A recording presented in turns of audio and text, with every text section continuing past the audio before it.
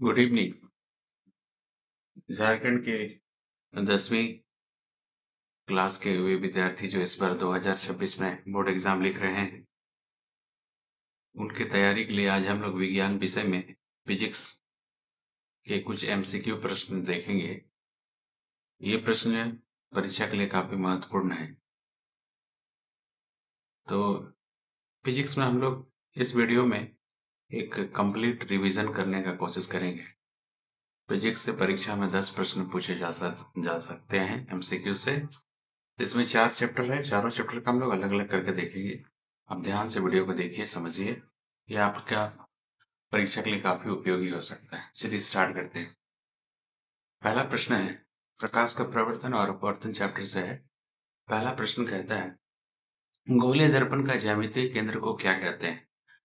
तो यहाँ गोलीय दर्पण से शुरू हो गया। तो गोलीय दर्पण के ज्यामितीय केंद्र को क्या कहते हैं? तो गोलीय दर्पण मतलब मान लीजिए हम लोग ले लेते हैं ये अवतल दर्पण है, ठीक है।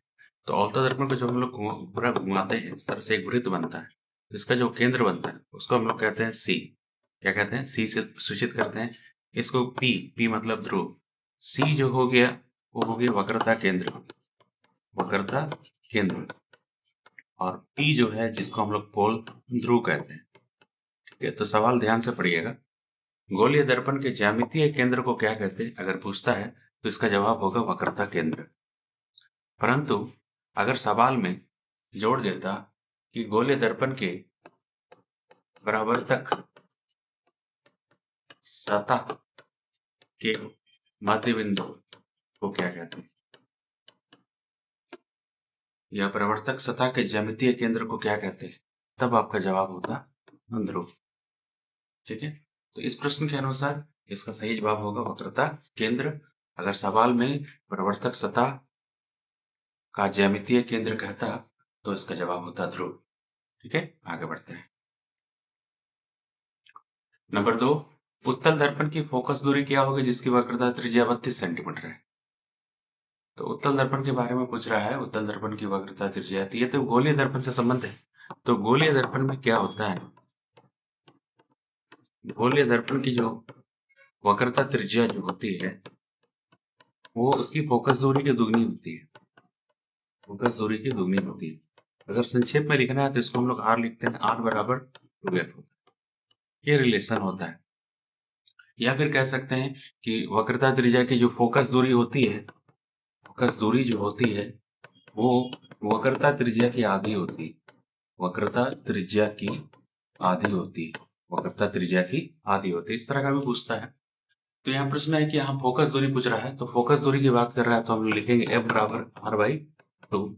यहाँ आर कितना दे दिया है, आर आपका 32 सेंटीमीटर है, तो 32/2, तो उसको डिवाइड कर लेंगे, 16 आएगा, ये 16 सेंटीमीटर। वक्रता त्रिज्या बड़ा होता है, फोकस दूरी छोटी होती है, और वक्रता त्रिज्या जो है फोकस दूरी की दुगनी होती है, और फोकस दूरी वक्रता त्रिज्या की आधी होती है। तो इसका सही जवाब हो जाएगा 16 सेंटीमीटर। नेक्स्ट आइए क्वेश्चन नंबर 3, समतल दर्पण का प्रतिबिंब हमेशा किस तरह का बनता है? तो जो समतल दर्पण होता है, ये जो समतल दर्पण हो गया, समतल दर्पण पर बना हुआ जो प्रतिबिंब जो होता है वो हमेशा, याद रखिएगा, प्रतिबिंब जो है समतल दर्पण का जो प्रतिबिंब होगा वो हमेशा आभासी एवं सीधा, आभासी के साथ सीधा लगाते हैं हम लोग, आभासी प्रतिबिंब के साथ सीधा जुड़ता है, और साथ साथ वस्तु के आकार के समान होगा, वस्तु के आकार के समान होगा। अगर समतल दर्पण का कभी कभी समतल दर्पण का आवर्धन पूछता है, समतल दर्पण का आवर्धन क्या होता है? तो समतल दर्पण का आवर्धन +1 लिखते हैं हम लोग। +1 आवर्धन में जो +1 जो होता है वो प्लस जो होता है वो आभासी प्रतिबिंब को दर्शाता है, प्लस जो होता है वो आभासी प्रतिबिंब को, और माइनस जो अगर रहे वो तो वास्तविक प्रतिबिंब को दिखाता है। और एक जो मान है, एक का मान वो समान आकार को देगा।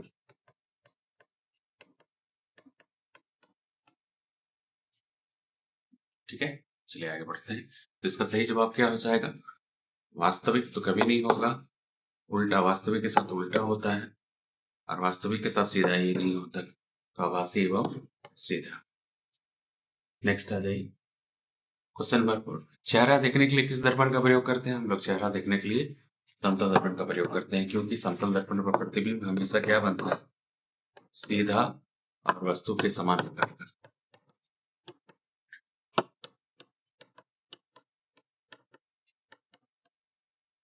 अगर हमको आवर्धित प्रतिबिंब चाहिए, आवर्धित सीधा प्रतिबिंब चाहिए,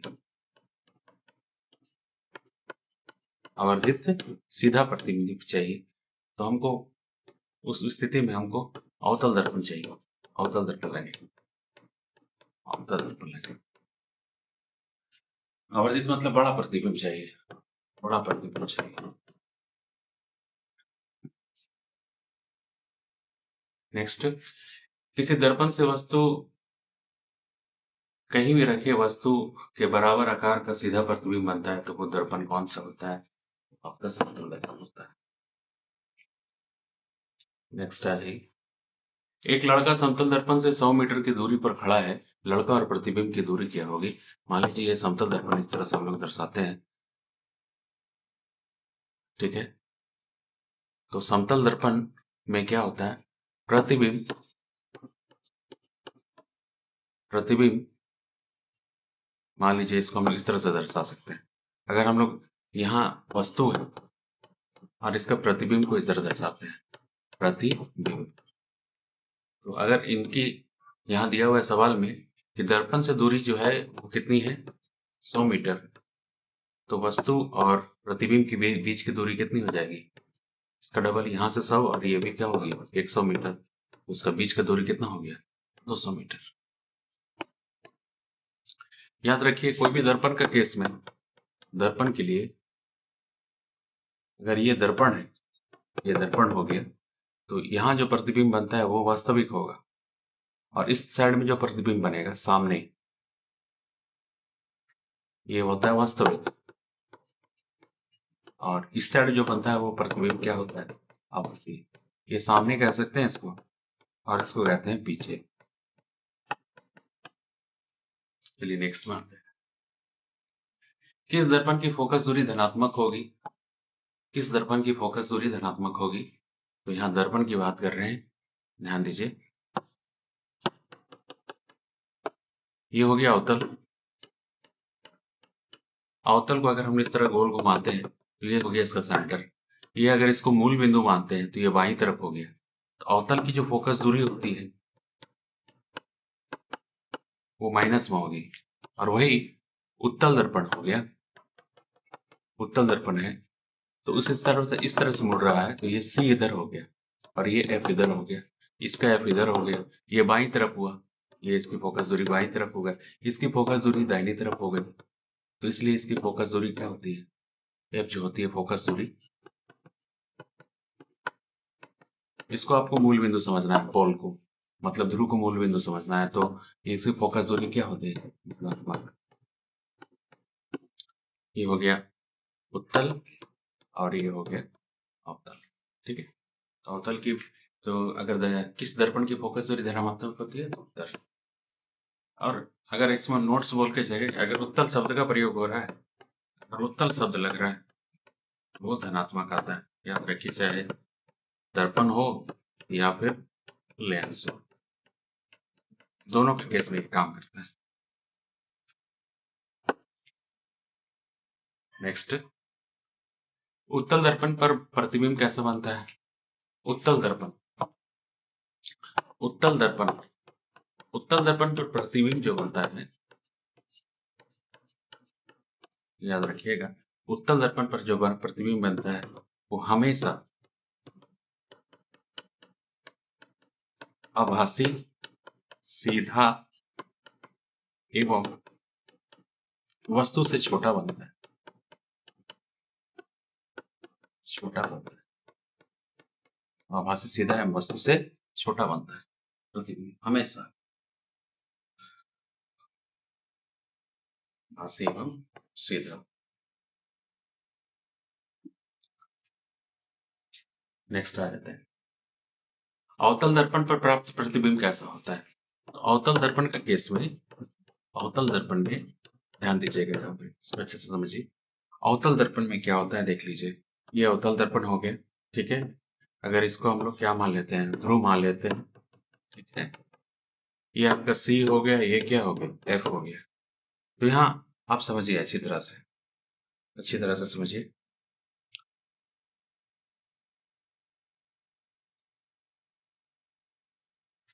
देखिए, अवतल दर्पण पर हम लोग वस्तु को 6 स्थिति में रख सकते हैं। मान लीजिए ये पहला एक स्थिति कहलाता है अनंत, दूसरा अनंत और सी के बीच, तीसरा सी के बीच, चौथा सी और एफ के बीच, पांचवा एफ पर, और अंतिम जो होता है स्थिति जो होता है, अंतिम स्थिति जो है, छठवां स्थिति, वो होता है मुख्य फोकस और ध्रुव के बीच।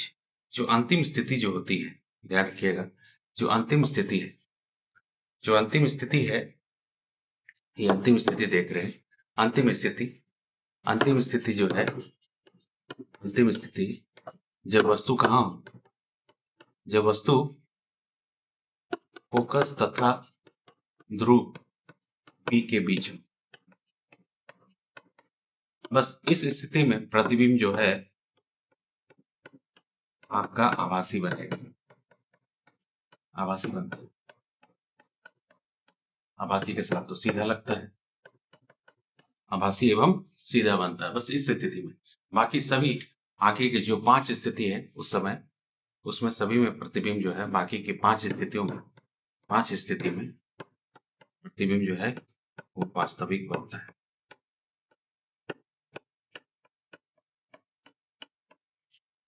तो इसका ऑप्शन क्या होगा, केवल वास्तविक नहीं हो सकता है, इसमें आभासी भी बनता है, केवल आभासी ये भी नहीं हो सकता है, वास्तविक एवं आभासी दोनों, हाँ ये ऑप्शन लगा सकते हैं, ठीक है। तो यहाँ कौन सी स्थिति में बन रहा है, तो अंतिम स्थिति, मतलब जब वस्तु की दूरी फोकस दूरी से कम, तब जाके प्रतिबिंब जो है वो कैसा बनेगा, आभासी बनेगा।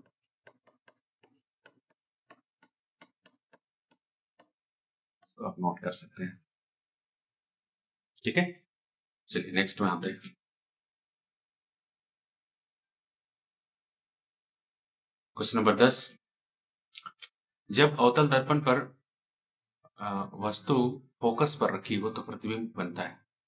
हाँ ये भी तो पता है, अलग अलग स्थिति है, थोड़ा सा इसको जानकारी रख लेते हैं, अभी तुरंत बताए थे।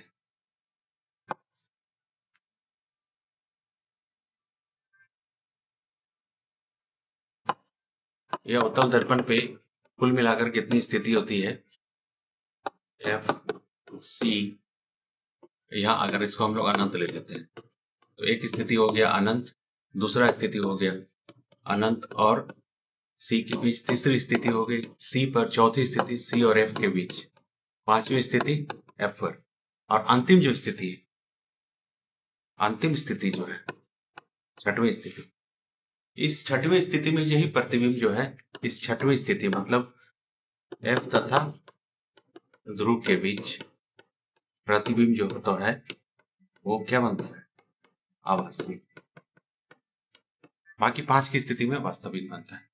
तो यहाँ सवाल है कि जब प्रतिबिंब मुख्य फोकस पर स्थित हो तो प्रतिबिंब कैसा बने। यहाँ ध्यान दीजिएगा, पहली स्थिति, दूसरी, तीसरी, चौथी, पांचवी, इन 5 स्थितियों में वस्तु जब है, स्थिति मान लीजिए स्थिति है, और प्रतिबिंब, प्रतिबिंब की स्थिति,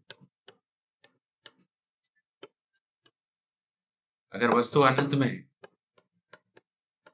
अगर वस्तु अनंत में है, वस्तु अनंत में है, दूसरा क्या है अनंत और तथा सी के बीच, तीसरा में सी पर, चौथा है सी तथा एफ के बीच, और अंतिम पांचवा स्थिति एफ पर, फोकस पर।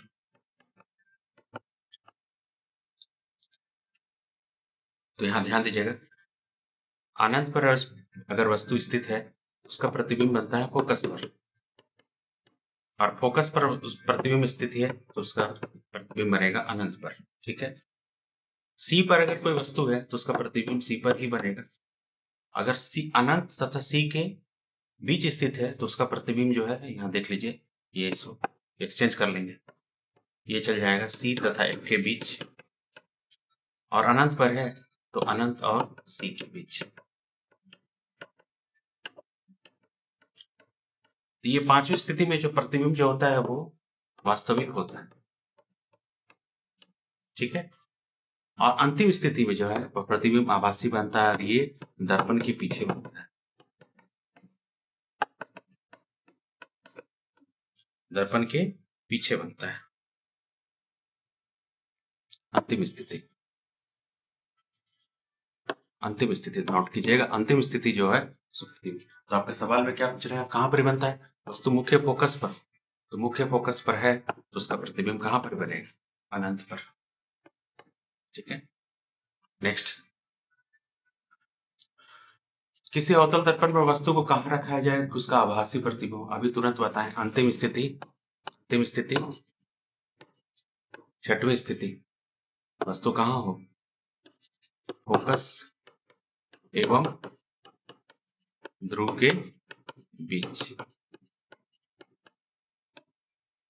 इसी में प्रतिबिंब कैसा बनता है? आभासी। वस्तु से बड़ा बनता है, इसको अवर्धित कहते हैं।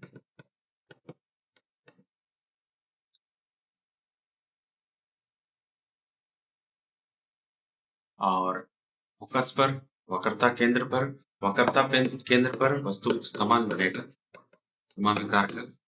अनंत पर कहाँ बनेगा? अनंत पर अगर स्थित हो तो फोकस पर, और फोकस पर हो तो अनंत पर। यहाँ दो दो ऑप्शन होंगे। ठीक है, तो इसका जवाब आपका कहाँ होगा? सीधा और आवर्धित। ये ऑप्शन आ रहा है, ये ऑप्शन होना चाहिए। इस ऑप्शन में आपका फोकस तथा ध्रुव के बीच, अगर ये ऑप्शन रहता तो ये सही होता। ठीक है, चलिए नेक्स्ट आते हैं। सेविंग मिरर, सेविंग मिरर मैंने दाढ़ी बनाने के लिए, हजामत बनाने के लिए अवतल दर्पण का प्रयोग करते हैं। अवतल दर्पण, अवतल दर्पण का सब जगह प्रयोग करते हैं, दाढ़ी बनाने में, हजामत बनाने में। ठीक है, गाड़ी में हेडलाइट, हेडलाइट, अग्रदीप,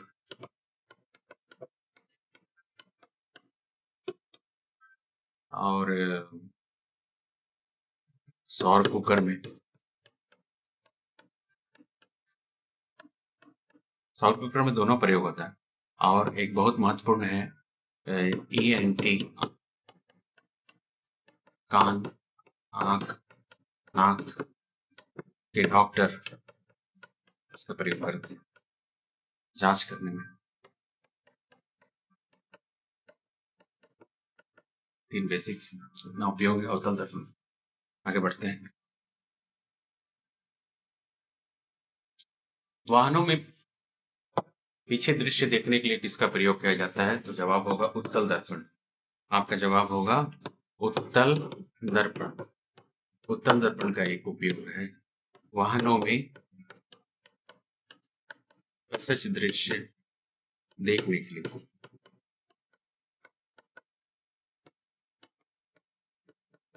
इसका कारण क्या है? असज दृश्य देखने का कारण क्या है कि इसमें जो प्रतिबिंब जो होता है वो हमेशा क्या बनता है? वस्तु से छोटा और सीधा आकार, सीधा सीधा बनता है। और दूसरा कारण है इसका दृष्टि, दृष्टि क्षेत्र सबसे अधिक हो सकता है।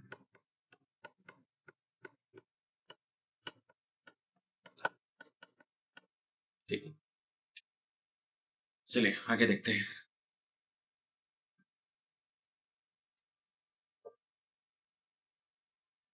नेक्स्ट, एक अवतल दर्पण की फोकस दूरी 15 सेंटीमीटर है और दर्पण से वस्तु की दूरी जो है 25 सेंटीमीटर है, तो बने प्रतिबिंब की दूरी क्या है?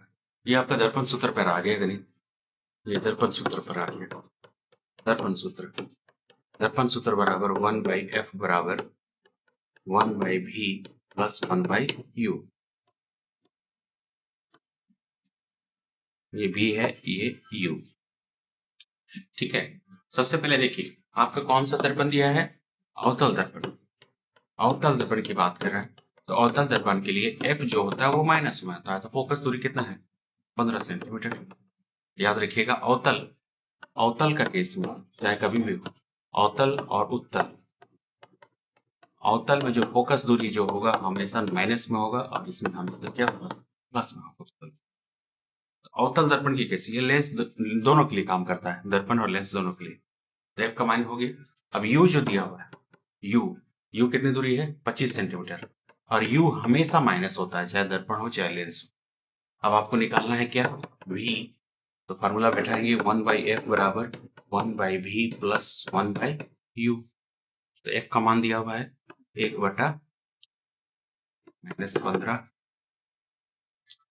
ठीक है, v आपको निकालना है और u का मान दिया हुआ है, कितना दिया हुआ है? -25। ये माइनस ऊपर चल जाएगा, -1/15 और ये 1/v, ये -1/25। ठीक है, तो हम लोग इसको 1/v -1/25 लिख सकते हैं और ये -1/25। तो 1/v -1 सॉरी कहाँ चला गया? यहाँ 15 है सर, 1 मिनट।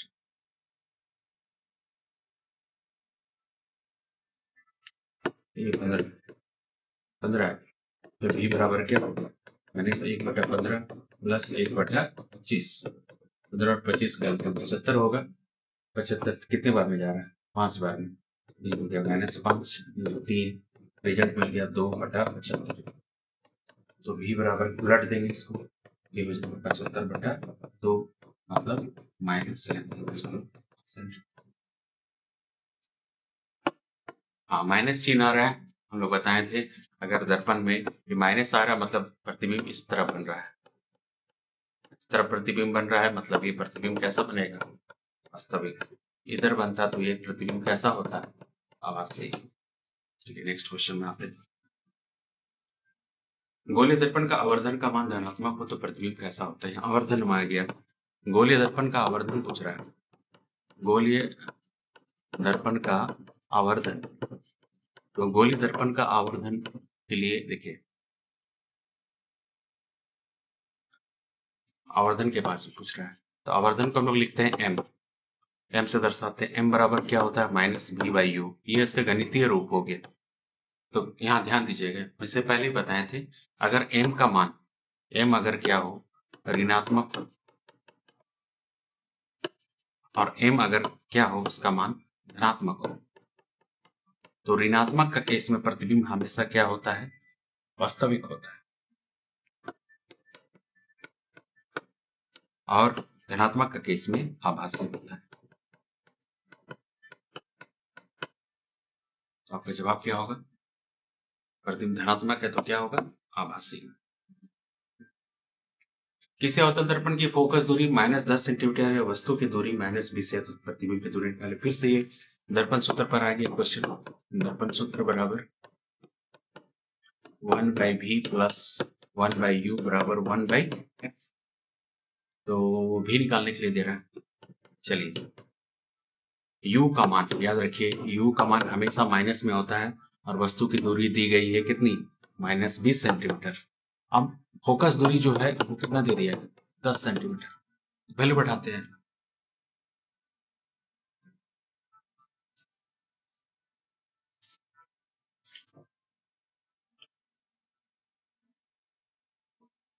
प्लस हो गया, u का मान कितना है? u का मान है -20 और f है, ये है -10। ये भी हो गया, ये माइनस माइनस प्लस ऊपर चला गया, 1/20, ये 1/10, भी यही रहेगा, -1/10, ये माइनस उधर आ जाएगा तो प्लस 1/10, और 10 और 20 का LCM तो 10 होना चाहिए, सॉरी 20 होना चाहिए। 10 से जाएगा तो कितने बार में जाएगा ये? 2 माइनस 2 और ये 1, तो 1/b बराबर कितना आ गया, -1 आना चाहिए, -1/20। तो b उलट देंगे तो ये हो जाएगा 20/1। b का मान क्या हो गया, -20 सेंटीमीटर।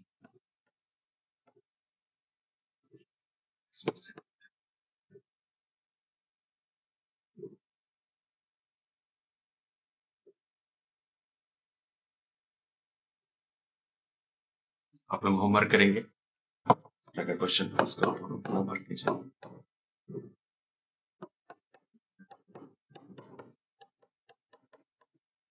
बारे में होमवर्क कीजिए। किसी अवतल दर्पण की फोकस दूरी 20 सेंटीमीटर है, वस्तु कहाँ पर स्थित है, अनंत पर स्थित है, तो प्रतिबिंब कहाँ बनेगा, ध्यान दीजिए।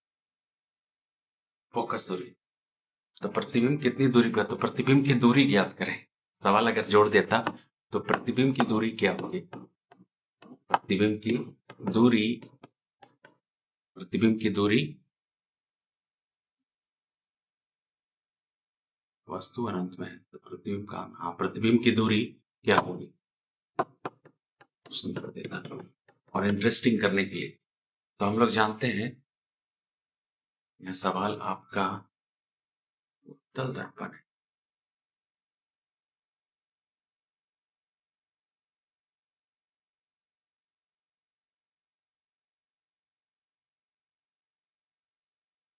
ठीक है, तो अनंत पर रखी वस्तु, अनंत पर रखी वस्तु, तो यहाँ जो फोकस दूरी है वो प्लस में है, ध्यान रखिएगा। ठीक है, फोकस दूरी पर वस्तु है तो प्रतिबिंब कैसा बनेगा, तो प्रतिबिंब कहाँ बनेगा, तो अगर वस्तु अनंत में है तो प्रतिबिंब कहाँ बनेगा, फोकस पर। ठीक है, और वस्तु के प्रतिबिंब की जो दूरी होगी कितनी होगी, फोकस पर ही बनेगा। अभी तो हम लोग सीखे इसे जस्ट पहले, अनंत पर है तो फोकस पर, फोकस पर है तो अनंत पर। यदि प्रतिबिंब की ऊंचाई 10 सेंटीमीटर और वस्तु की ऊंचाई 1 सेंटीमीटर तो दर्पण का आवर्धन क्या होगा। यहाँ आवर्धन पर क्वेश्चन आ गया, आवर्धन बराबर, सॉरी सॉरी सॉरी सॉरी, आवर्धन,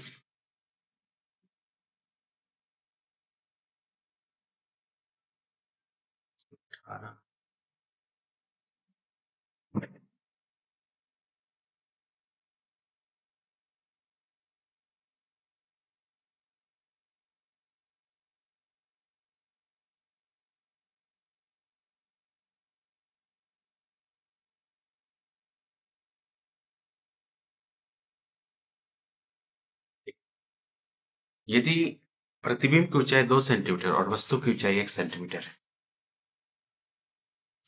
तो आवर्धन बराबर, आवर्धन बराबर हम लोग क्या लिखते हैं, वास्तव में आवर्धन क्या होता है, आवर्धन ये बतलाता है कि बन रहा जो प्रतिबिंब है वो वस्तु की तुलना में कितना बड़ा है। तो प्रतिबिंब की ऊंचाई बटा वस्तु की ऊंचाई, ये इसका बेसिक फॉर्मूला हो गया।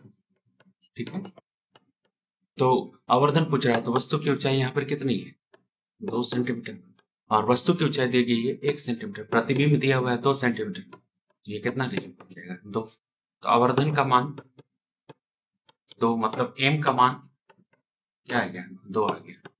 ठीक है, तो 2 आ गया। हाँ, m का मान से हम बता सकते हैं, क्या बता सकते हैं, इसका अगर प्रकृति पूछता है उसकी प्रकृति क्या होगी, क्योंकि प्लस में आया है इसलिए आभासी एवं सीधा। ठीक है, आभासी एवं सीधा, और वस्तु से 2 गुना आवर्धित मतलब बड़ा है, बड़ा बनेगा। ठीक है, आते नेक्स्ट क्वेश्चन। किसी अवतल दर्पण के लिए भी का मान कितना है। ठीक है, तो इसको भी हम लोग आवर्धन निकाल सकते हैं एक ही बार में, जल्दी से। बी दे दिया है, बी का मान दे दिया, आवर्धन m बराबर फॉर्मूला होता है -b/u। v हो गया आपका कितना है, -20 सेंटीमीटर, और u जो है 10 सेंटीमीटर, माइनस माइनस कट गया, -20/10, -20 हो गया, मतलब ये 0 कट गया, मतलब -2। ठीक है, तो m का मान -2, प्रतिबिंब वास्तविक बनने वाला है। प्रकाश का अपवर्तन किस नियम को स्नेल का नियम कहते हैं? दूसरा, प्रकाश के परिवर्तन का दूसरा नियम जो होता है स्नेल का नियम, sine i by sine r, जो क्या होता है एक स्थिरांक होता है, जिसे हम लोग माध्यम का स्थिरांक होता है, जो माध्यम का अपवर्तनांक कहलाता है।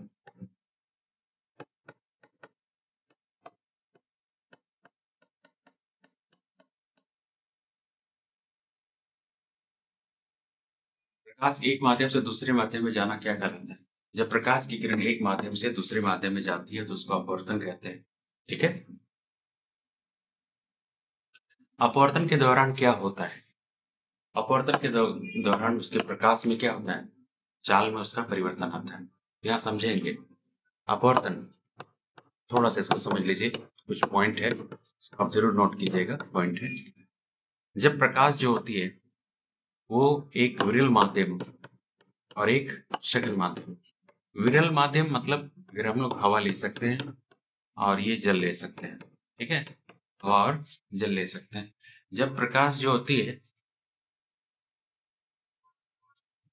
मान लीजिए ये प्रकाश हुआ, ठीक है, ये नॉर्मल मतलब अभिलंब हो गया, ये हो गया अभिलंब, ठीक है, इसको अभिलंब बढ़ा देते हैं इस तरह से।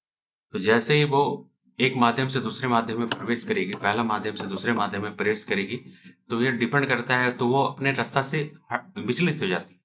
इसको जाना चाहिए ऐसे, पर ये ऐसे नहीं जाकर ऐसे मुड़ जाती है, ठीक है, कोण एंगल आई और यहाँ आर बन रहा है।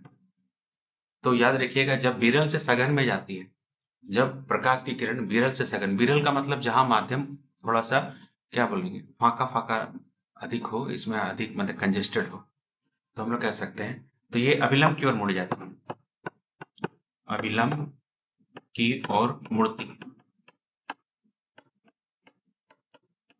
और इसके विपरीत अगर हम लोग जाते हैं, ये आ गया, ये ऊपर में सघन है, मतलब ऊपर क्या है, पानी है, और नीचे क्या है, हवा है, विरल है। हाँ, इसका अन्य उदाहरण भी हो सकता है, ये कांच है और ये पानी, ये विरल हो सकता है। तो ये अगर मान लीजिए ये इसका अभिलंब हो गया, ये अभिलंब हो गया, तो इससे दूर हट जाएगी, ठीक है, आई है, यहाँ कोण बड़ा बन जाएगा, ठीक है, अभिलंब से दूर हट जाएगी। तो इस स्थिति में वो क्या होगी, अभिलंब से दूर हट जाएगी, ये दूर चली जाएगी। याद रखिएगा, जब विरल से सघन में प्रवेश करती है तो अभिलंब की ओर मुड़ती है, और जब उसका विपरीत अगर सघन से विरल में जाती है तो स्थिति में अभिलंब से क्या हो जाती है, दूर हट जाती है। ये बहुत इंपॉर्टेंट पॉइंट है, ये परीक्षा में पूछ सकता है। तो प्रकाश के चाल में परिवर्तन होता है, जैसे ही विरल से सघन में जाएगी तो उसका चाल में क्या हो जाता है, चाल में यहाँ कमी हो जाता है, चाल कम हो जाता है, और यहाँ पर क्या हो जाता है, चाल क्या हो जाता है, अधिक हो जाता है। ठीक है, चलिए आगे बढ़ते हैं। नेक्स्ट, निर्वात में प्रकाश की चाल इतना है और कांच में प्रकाश की चाल इतनी है, तो कांच का अपवर्तनांक क्या होगा? ठीक है, तो कांच का अपवर्तनांक बराबर लिखते हैं, कांच का अपवर्तनांक बराबर निर्वात में प्रकाश की चाल बटा कांच में प्रकाश की चाल।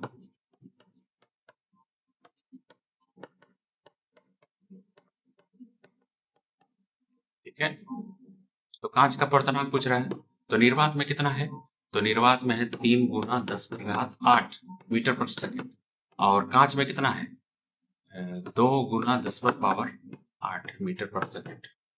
ये दोनों तो कैंसिल हो जाना चाहिए, ये भी कैंसिल हो जाएगा, 3/2 मतलब 1.5, 1.5 मतलब आपका कांच का जो अपवर्तनांक होता है वो कितना होगा, 1.5।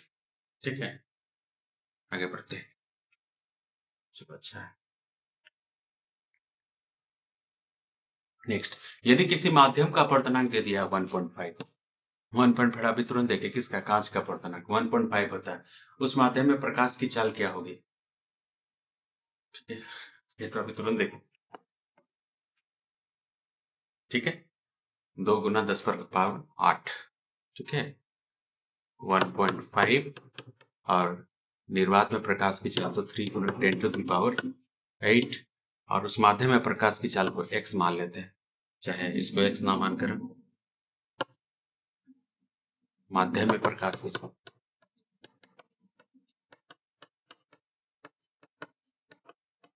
तो माध्यम में प्रकाश की चाल बराबर 3 गुना 10 पर घात 8 बटा 1.5। कैंसिल करेंगे तो ये एक 2 बार में कट जाएगा, 2 कर, ठीक है।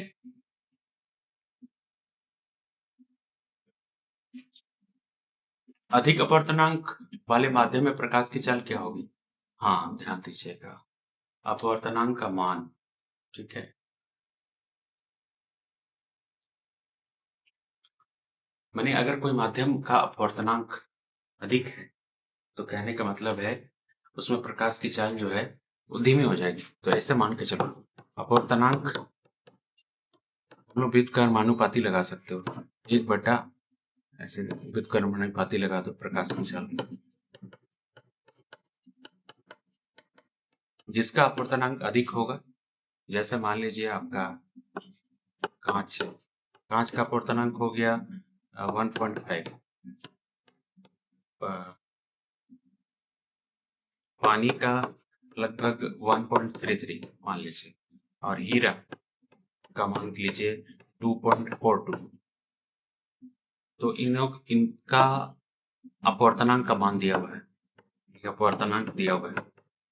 तो किसमें प्रकाश की चाल अधिक होगी? तो प्रकाश की चाल सबसे अधिक किसमें होगी? पानी में। सबसे अधिक पानी में, सबसे कम हीरा।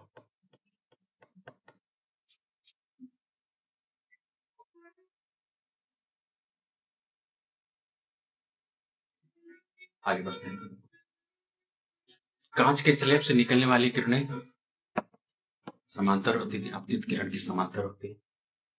अपवर्तनांक का मात्रक अभी हम लोग देख रहे थे, कोई मात्रक नहीं होगा। प्रकाश की चाल सबसे अधिक किसमें होगी?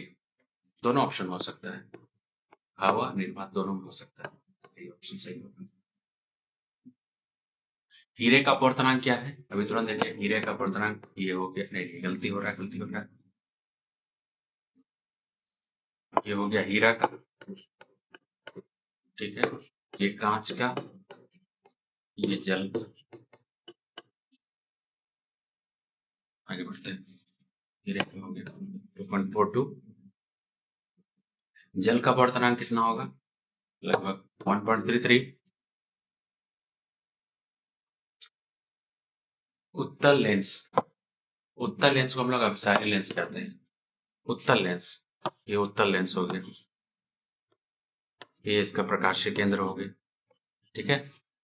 तो अभिसारी इसलिए कहते हैं कि जब परिवर्तन होता है तो परिवर्तन के बाद एक बिंदु पर मिलता हुआ नजर आता है, एक ही बिंदु पर, एक बिंदु पर मिलता है,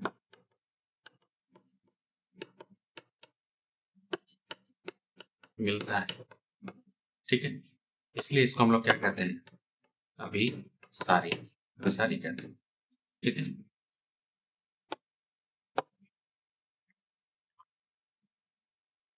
अवतल लेंस को अपसारी इसलिए कहते हैं कि अगर ये अवतल लेंस है, ये हो गया, ठीक है।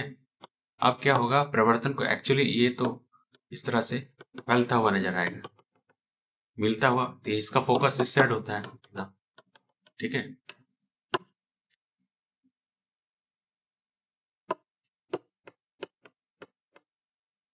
प्रवर्तन के बाद फैलता हुआ, फैलता हुआ है, इसलिए इसका नाम हम लोग क्या कहते हैं? अपसारी लेंस कहते हैं।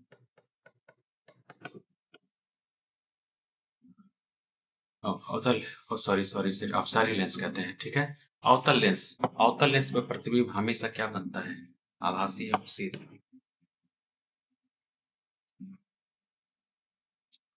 उत्तल लेंस में वस्तु कहाँ रखी जाए कि वस्तु का वास्तविक उल्टा और वस्तु के समान आकार का प्रतिबिंब बने?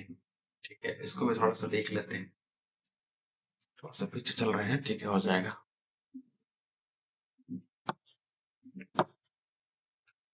ये उत्तल लेंस हो गया, ठीक है। इसकी अलग अलग स्थितियां, ये प्रकाश या केंद्र हो गया, इसका फोकस इधर हो गया, इसका फोकस ये आ गया। फोकस वस्तु में ये 2, ये 1, ये क्या हो गया? ये आपका हो गया 2f1, और ये क्या हो गया? 2f2। अब वस्तु की अलग अलग स्थिति लगा लो। अब मान लीजिए वस्तु का स्थिति हम लोग लगा लेते हैं पहला। चलिए इधर आ जाओ। सबसे सबसे फर्स्ट जो पॉइंट है अनंत पर, दूसरा जो होगा वो अनंत और इसके बीच, दूसरा। तीसरा जो होगा वो 2f1 पर, चौथा जो होगा 2f1 और f1 के बीच, पांचवा स्थिति जो होगा, अंतिम जो स्थिति होगी वो f1 और इसके। तो 6 स्थिति में हम लोग वस्तु उत्तल लेंस में वस्तु को रख सकते हैं। याद रखिएगा, ये जो छठवीं स्थिति जो होती है, सिर्फ जो अंतिम स्थिति होगी, अंतिम स्थिति, अंतिम स्थिति, अंतिम मतलब छठवीं स्थिति, जब वस्तु कहाँ हो, जब वस्तु जो है वो f तथा प्रकाश केंद्र O के बीच हो, तो इस स्थिति में ही जो प्रतिबिंब जो बनता है वो क्या बनता है? आभासी एवं सीधा, वस्तु से बड़ा, वस्तु से बड़ा। और बाकी स्थिति में, बाकी जो स्थिति है, बाकी जो 5 स्थिति होगी, पहला स्थिति कहाँ है? अनंत पर। दूसरा कहाँ? अनंत और 2f1 के बीच। तीसरा 2f1 पर। चौथा 2f1 तथा f1 के बीच। और पांचवी स्थिति अनंत पर, नहीं सॉरी, पांचवी स्थिति मुख्य फोकस f1 पर, फोकस पर, ठीक है।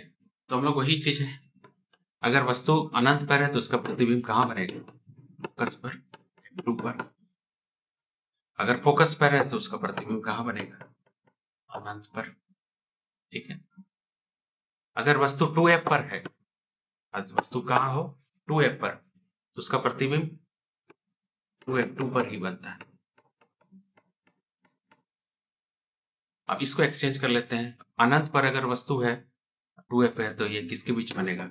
2f2 तथा f1 के बीच बनेगा। और 2f2 है तो ये 2f2 तथा अनंत के बीच बनेगा, ठीक है। तो इसमें थोड़ा याद रखना है कि ये दोनों तो सेम हो गया, अनंत और फोकस वाला। यहाँ पर एक पॉइंट आता है, देखिए सवाल कौन सा पूछता है आपसे। सवाल आपसे पूछा जाएगा, सवाल पूछा जाएगा कि वस्तु को कहाँ रखे उसका प्रतिबिंब आभासी एवं सीधा बने, कौन सा? उत्तल लेंस में। तो आपका स्थिति हो जाएगा फोकस और प्रकाश के केंद्र के बीच, और इस स्थिति में आभासी बनता है। बाकी जो 5 स्थिति होती, बस इस स्थिति में आभासी प्रतिबिंब बनता है।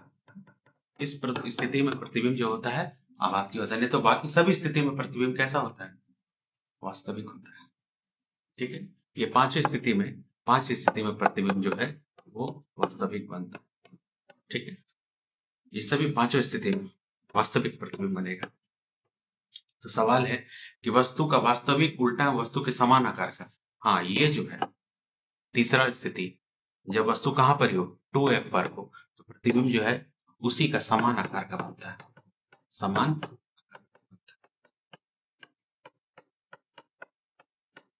ठीक है। आगे बढ़े। उत्तल लेंस में वस्तु कहाँ रखा जाए प्रतिबिंब भासी बनेगा? अभी तुरंत देखे किसके किसके बीच? 2f1 पर नहीं, अगर 2f1 पर होता है तो उसका प्रतिबिंब 2f2 पर ही बनता है, नहीं बनता है। f1 पर है तो उसका प्रतिबिंब कहां पर ही बनना चाहिए? अनंत पर, और अगर अनंत पे है उसका प्रतिबिंब फोकस पर,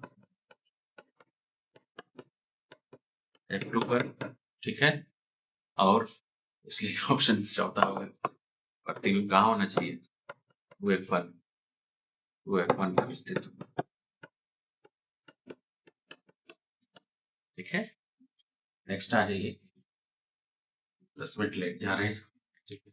किसी उत्तल लेंस की फोकस दूरी 10 सेंटीमीटर है, वस्तु दूरी भी है, तो v का मान निकालिए। ये आपका लेंस सूत्र पर आ गया क्वेश्चन। अब आ गया ये लेंस सूत्र पर। लेंस सूत्र में थोड़ा सा फर्क होता है। लेंस सूत्र हम लोग दर्पण सूत्र देख रहे थे, अभी लेंस सूत्र है। तो लेंस सूत्र में 1/v माइनस 1/u बराबर 1/f होता है, ठीक है। अब यहाँ v का मान ले लेते हैं।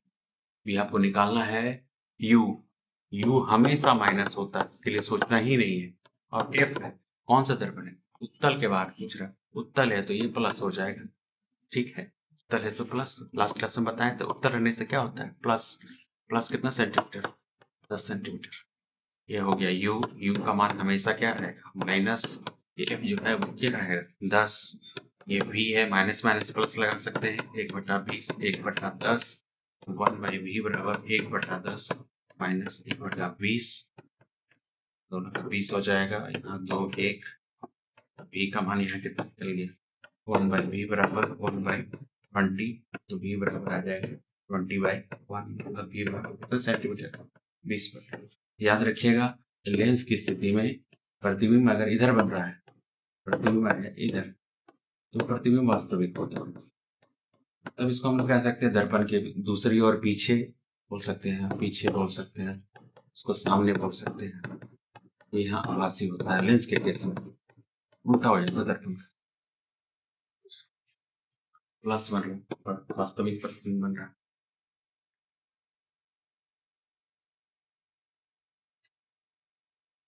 अवतल लेंस का केस, अवतल लेंस में तो स्पष्ट दे ही दिया है, माइनस u भी माइनस दे दिया है, 1/v माइनस 1/u बराबर 1/f फार्मूला का प्रयोग से इसको निकाल सकते हैं, ठीक है। प्रतिबिंब याद रखिए कौन सा दर्पण है, सॉरी दर्पण नहीं, लेंस है ये। तो कौन सा लेंस है, अवतल लेंस। और अवतल लेंस का केस में, अवतल लेंस का केस में प्रतिबिंब जो है आभासी ही बनेगा। लेंस में आभासी जो होता है, आभासी प्रतिबिंब जो होता है वो लेंस के सामने होगा, लेंस के सामने। और लेंस के सामने मतलब उसका चिन्ह क्या होना चाहिए, माइनस होना चाहिए, ठीक है। तो अवतल लेंस के बारे में पूछ रहा, अवतल लेंस में तो प्रतिबिंब आभासी है, ठीक है। हाँ, आवर्धन आ गया, ये लेंस का आवर्धन है, वास्तव में ये लेंस का आवर्धन है। तो लेंस का आवर्धन के लिए m बराबर थोड़ा सा अंतर है, v/u लिखते हैं। दर्पण के लिए लिखते हैं m बराबर माइनस v/u, और इसके लिए लिखते हैं v/u, ठीक है। तो यहाँ v का मान कितना है, तो u तो हमेशा माइनस से होता है, u का मान है -30 cm और v का मान है 15 सेंटीमीटर, ठीक है। ऊपर चल जाएगा माइनस, 15/30 कटेगा तो 1 2, मैंने माइनस 1/2, मतलब -0.5, ठीक। माइनस, और m जो है, m क्या में आ रहा है, माइनस में आ रहा है।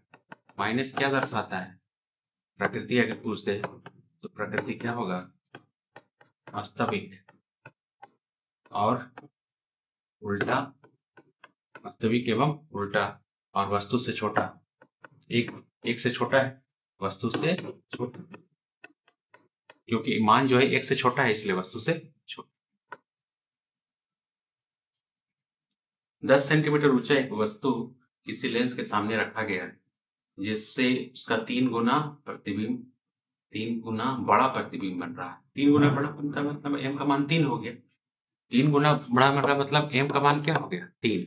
वास्तविक बोल रहा है, कैसा वास्तविक होता है, 3 गुना बड़ा, लेंस से आवर्धन का मान, तो आवर्धन का मान तो यहाँ 3 होगा, ठीक है। आवर्धन का मान क्या होगा, 3।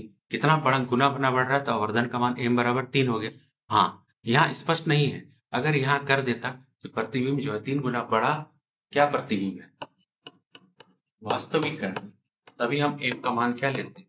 -3। और अगर आभासी रहता, आभासी प्रतिबिंब रहता, तो उस स्थिति में हम लोग m का मान क्या लेते हैं?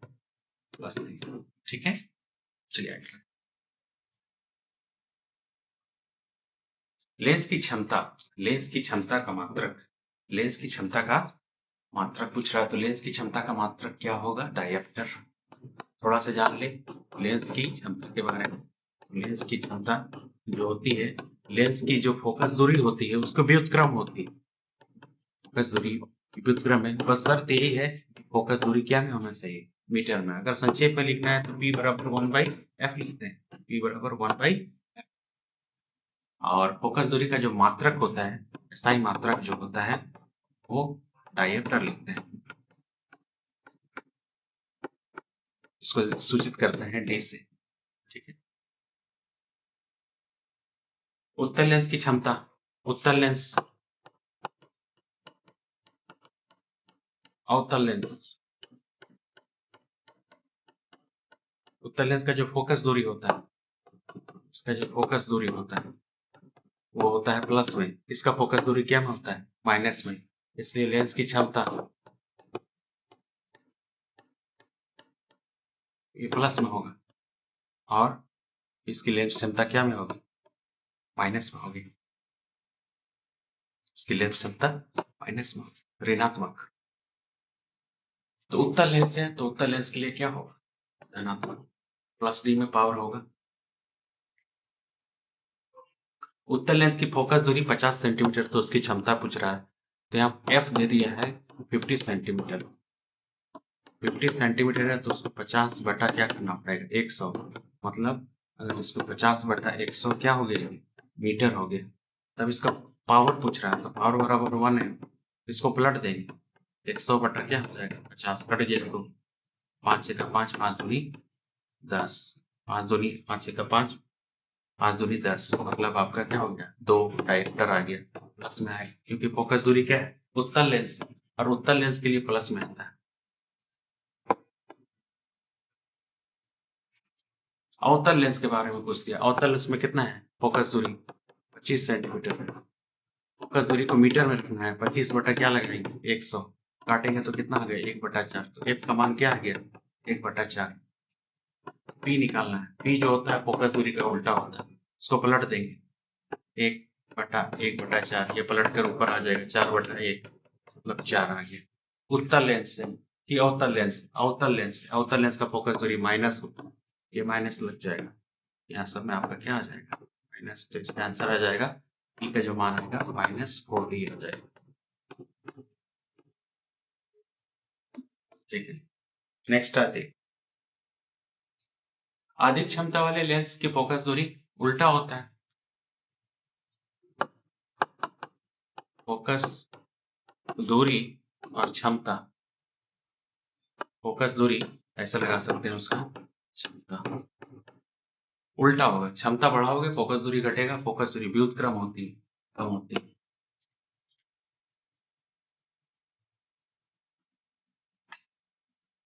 आज मानव नेत्र में आगे चैप्टर सेकंड,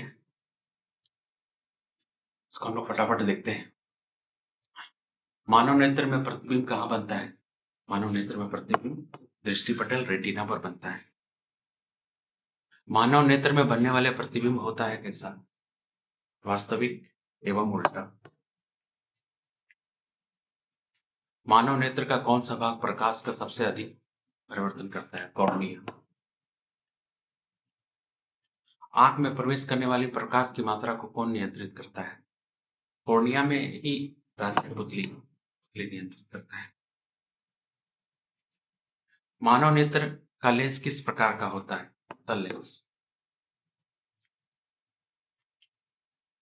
दृष्टि तंत्रिका का मुख्य कार्य है, ये जो इसका मुख्य कार्य होता है संदेश भेजना, मस्तिष्क को संदेश पहुंचाता है, मस्तिष्क को।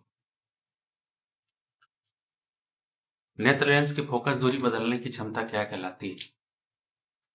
नेत्र लेंस की फोकस दूरी की जो क्षमता कहते हैं समंजस क्षमता। तो फोकस दूरी जो होती है फोकस दूरी को बढ़ना घटना ये कहलाता है नेत्र की समंजन क्षमता। फोकस दूरी का बढ़ना घटना यही कहलाता है समंजन क्षमता। और ये आंख में सिलेरी मांसपेशी जो होती है, मांसपेशियों द्वारा होता है। मांसपेशियों द्वारा एक सौ पक्षाम्बी पेशियां भी पक्षाम्बी पेशियां इसी तरह नाम। पास की वस्तु को देखने से नेत्र गोलक कैसा हो जाता है? मोटा हो जाता है। दूर की वस्तु को देखने से पतला हो जाता है। सामान्य नेत्र के लिए निकटतम बिंदु 25 सेंटीमीटर। सामान्य नेत्र के लिए दूर बिंदु अनंत पर।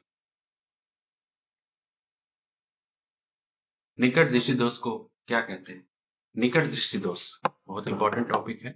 निकट दृष्टि दोष, ठीक है, निकट दृष्टि दोष। और दूसरा हो गया दूर दृष्टि दोष। निकट दृष्टि दोष किसको बोलते हैं? निकट दृष्टि दोष मतलब निकट देख सकते हैं परंतु दूर नहीं देख पाते। इसी का उल्टा दूर देख पाते हैं, निकट नहीं देख पाते। निकट नहीं देख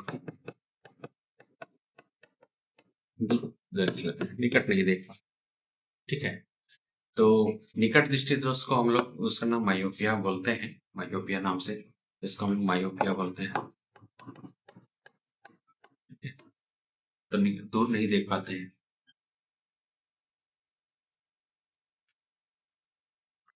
निकट दृष्टि मायोपिया से ग्रस्त व्यक्ति क्या हो सकता है? देख सकता है। निकट दृष्टि दोष दूर की वस्तु पास की वस्तु को आसानी से देख सकता है।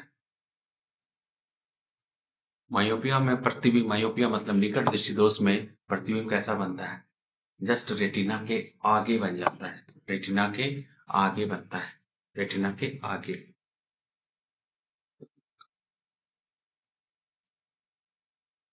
निकट दृष्टि दोष मायोपिया, निकट दृष्टि दोष को दूर करने के लिए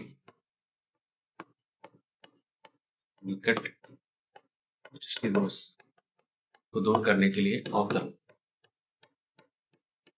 और दूर दृष्टि दोष को दूर करने के लिए उत्तल लेंस का प्रयोग करते हैं।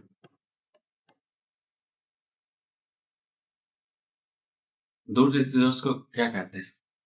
हाइपरमेट्रोपिया, जिसमें क्या होता है? दूर की वस्तु देख पाते हैं परंतु निकट नहीं देख पाते।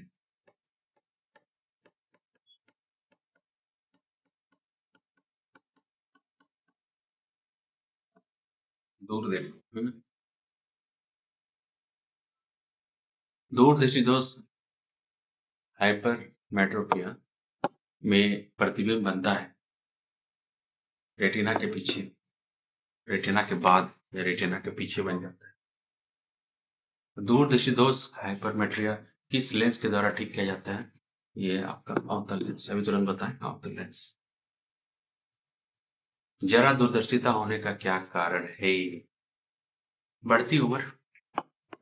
जरा दूरदर्शिता, जरा दूरदर्शिता मतलब निकट तथा दूर दोनों नहीं देख पाते।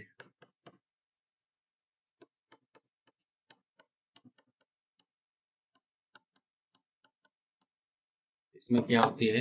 नेत्र की समंजन क्षमता खराब हो जाती है।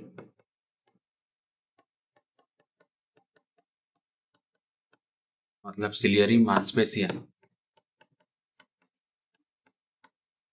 सिलियरी मांसपेशियां काम ठीक से नहीं करते।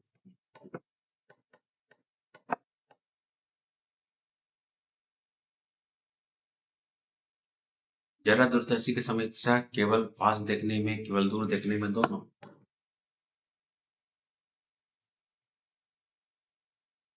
जरा दूरदर्शिता को ठीक करने के लिए बाइफोकल लेंस लगाते हैं। बाइफोकल लेंस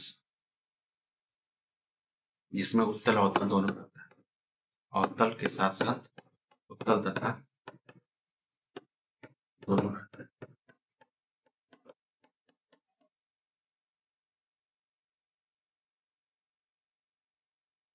श्वेत प्रकाश उसके विभिन्न रंगों का विभाजन क्या कहलाता है? उसको हम लोग वर्ण विक्षेपण कहते हैं। वर्ण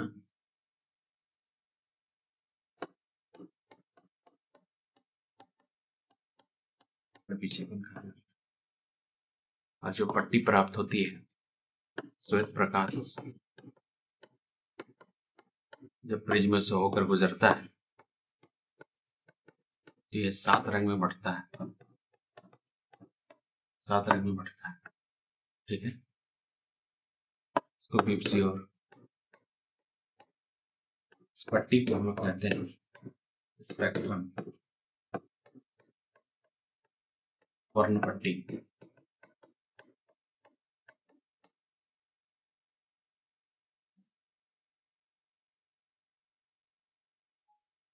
इंद्रधनुष बनने का मुख्य कारण क्या है? अपवर्तन और पूर्ण आंतरिक परावर्तन। आकाश का रंग नीला दिखाई देता है। ठीक है,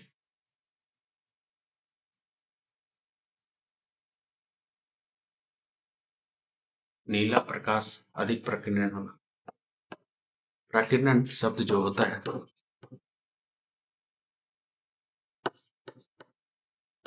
ये प्रकीर्णन का मतलब होता है वर्ण का फैल जाना,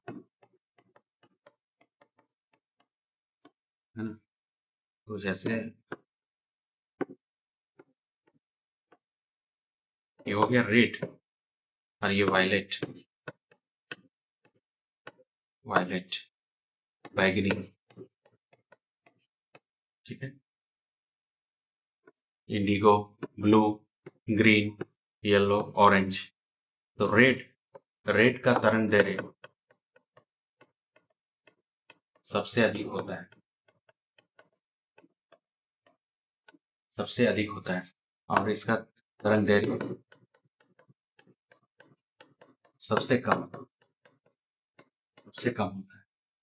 ठीक है, तो प्राकीर्णन, प्राकीर्णन के केस में हम लोग कह सकते हैं वो तरंग दैर्ध्य का उल्टा होता है। अगर तरंग दैर्ध्य जितना ज्यादा होगा प्रकीर्णन उतना ही कम होगा। इसलिए लाल रंग, लाल रंग का प्रकीर्णन सबसे कम होता है, सबसे कम। इसके विपरीत सबसे अधिक, सबसे अधिक, सबसे अधिक प्रकीर्णन बैगनी के लिए, और सबसे अधिक प्रकीर्णन बैगनी होता है। उसी तरह सिर्फ बैगनी रंग, मतलब बैगनी तो नहीं बोलेंगे, नीला रंग दिखाई देता है, जिससे हर तरफ नीला रंग दिखाई देता है। और लाल रंग का प्रकीर्णन सबसे कम होता है, मतलब उसका तरंग दैर्ध्य सबसे अधिक होता है और वो फैलता नहीं है। इसी के लिए लाल रंग, लाल, लाल लगा देते हैं, लाल कर देते हैं। ये जो लाल रंग होता है खतरे का निशान होता है, खतरे का निशान। क्यों? क्योंकि इसका तरंग दैर्ध्य, तरंग दैर्ध्य सबसे अधिक होता है ना। ये फैलता नहीं है, मतलब विक्षेपण, सॉरी विक्षेपण नहीं, प्रकीर्णन सबसे कम, दूर से ही दिखाने लगता है, फैलता ही नहीं है। दूर से हम लोग देख सकते हैं, अगर बैगनी रंग लगा देगा तो दिखेगा ही नहीं दूर से। ठीक है, आगे बढ़ते हैं।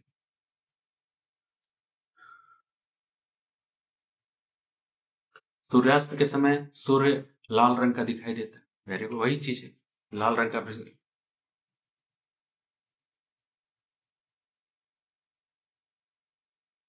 कंपार्टमेंट होता है।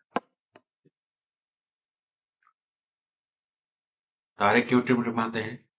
वायुमंडल अपवर्तन के कारण बार बार घनत्व बदलता है। घनत्व तारा और आंख के बीच घनत्व बदलते रहता है, इसी को कहते हैं वायुमंडलीय अपवर्तन।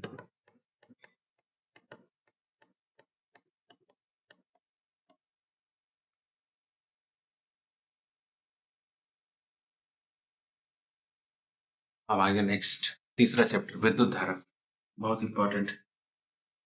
ठीक है, विद्युत धारा का SI मात्रक पूछ रहा है। विद्युत धारा का SI मात्रक तो एम्पियर होता है। इसके साथ साथ आप लोग कुछ लोग का जान ही लीजिए। पहला होता है विद्युत आवेश, विद्युत धारा, प्रतिरोध,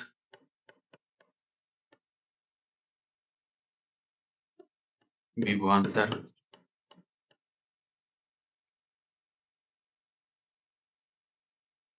प्रतिरोधकता,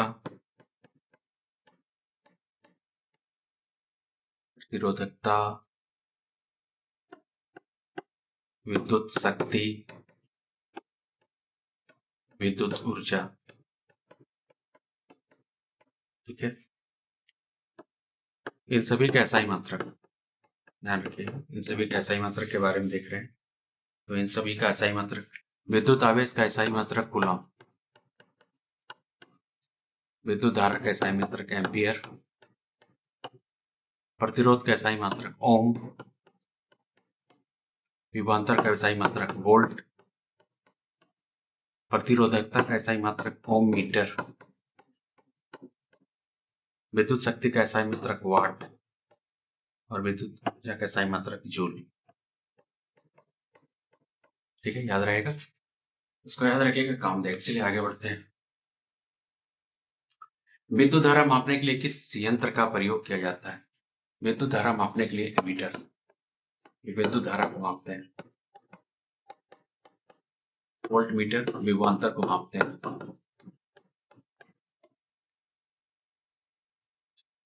नेक्स्ट, किसी चालक में विद्युत धारा का प्रवाह होता है इलेक्ट्रॉनों के कारण। वास्तव में विद्युत धारा बराबर तो लिखते हैं विद्युत आवेश का समय। आवेश जो होता है वो इलेक्ट्रॉनों का प्रवाह होता है, इलेक्ट्रॉनों का प्रवाह।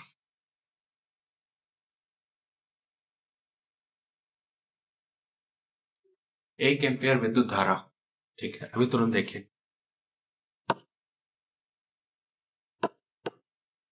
विद्युत धारा I लिखते हैं। ठीक है, I बराबर होता है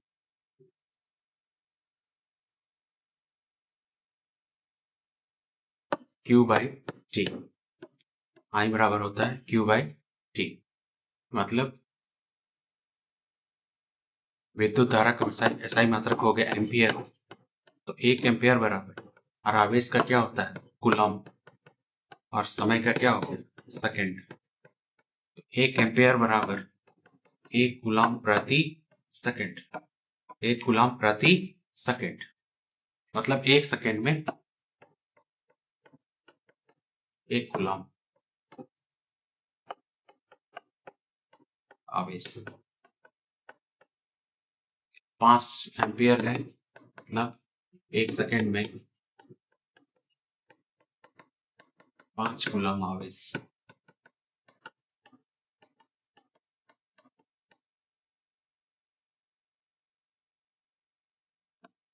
आगे बढ़े, विभवांतर का SI मात्रक क्या होता है? विभवांतर का SI मात्रक का विशुद्ध सूत्र सीखे हैं वोल्ट। किसी परिपथ में विभवांतर उत्पन्न कराने के लिए क्या चाहिए? हम लोग को बैटरी चाहिए, और बिना बैटरी का, बिना पावर का करंट नहीं बहेगा। यदि किसी परिपथ का विभवांतर शून्य हो जाए तो धारा नहीं बहेगी, धारा बहना ही बंद हो जाएगा। विद्युत धारा मापने के लिए किसी यंत्र का प्रयोग करते हैं? विद्युत धारा मापने के लिए एमीटर को लगाते हैं। एमीटर। ओम के नियम अनुसार नियत ताप पर धारा जो होती है वो किसके समानुपाती है, पूछ रहा है। तो ओम का नियम कहते हैं, ओम का नियम में जो धारा जो होती है वो समानुपाती होती है विभवांतर का। किसका? विभवांतर। धारा जो होती है समानुपाती होती है, धारा जो समानुपाती होती है किसका? विभवांतर का। आई बराबर, इसको चिन्ह हटाते हैं तो आर लगाना पड़ता है। इसको उलट के लिखते हैं इस प्रकार, V समानुपाती आई होगी। अगर हम लोग समानुपाती चिन्ह को हटाते हैं तो आर आई लगाना पड़ता है। यही ओम का नियम, ठीक है।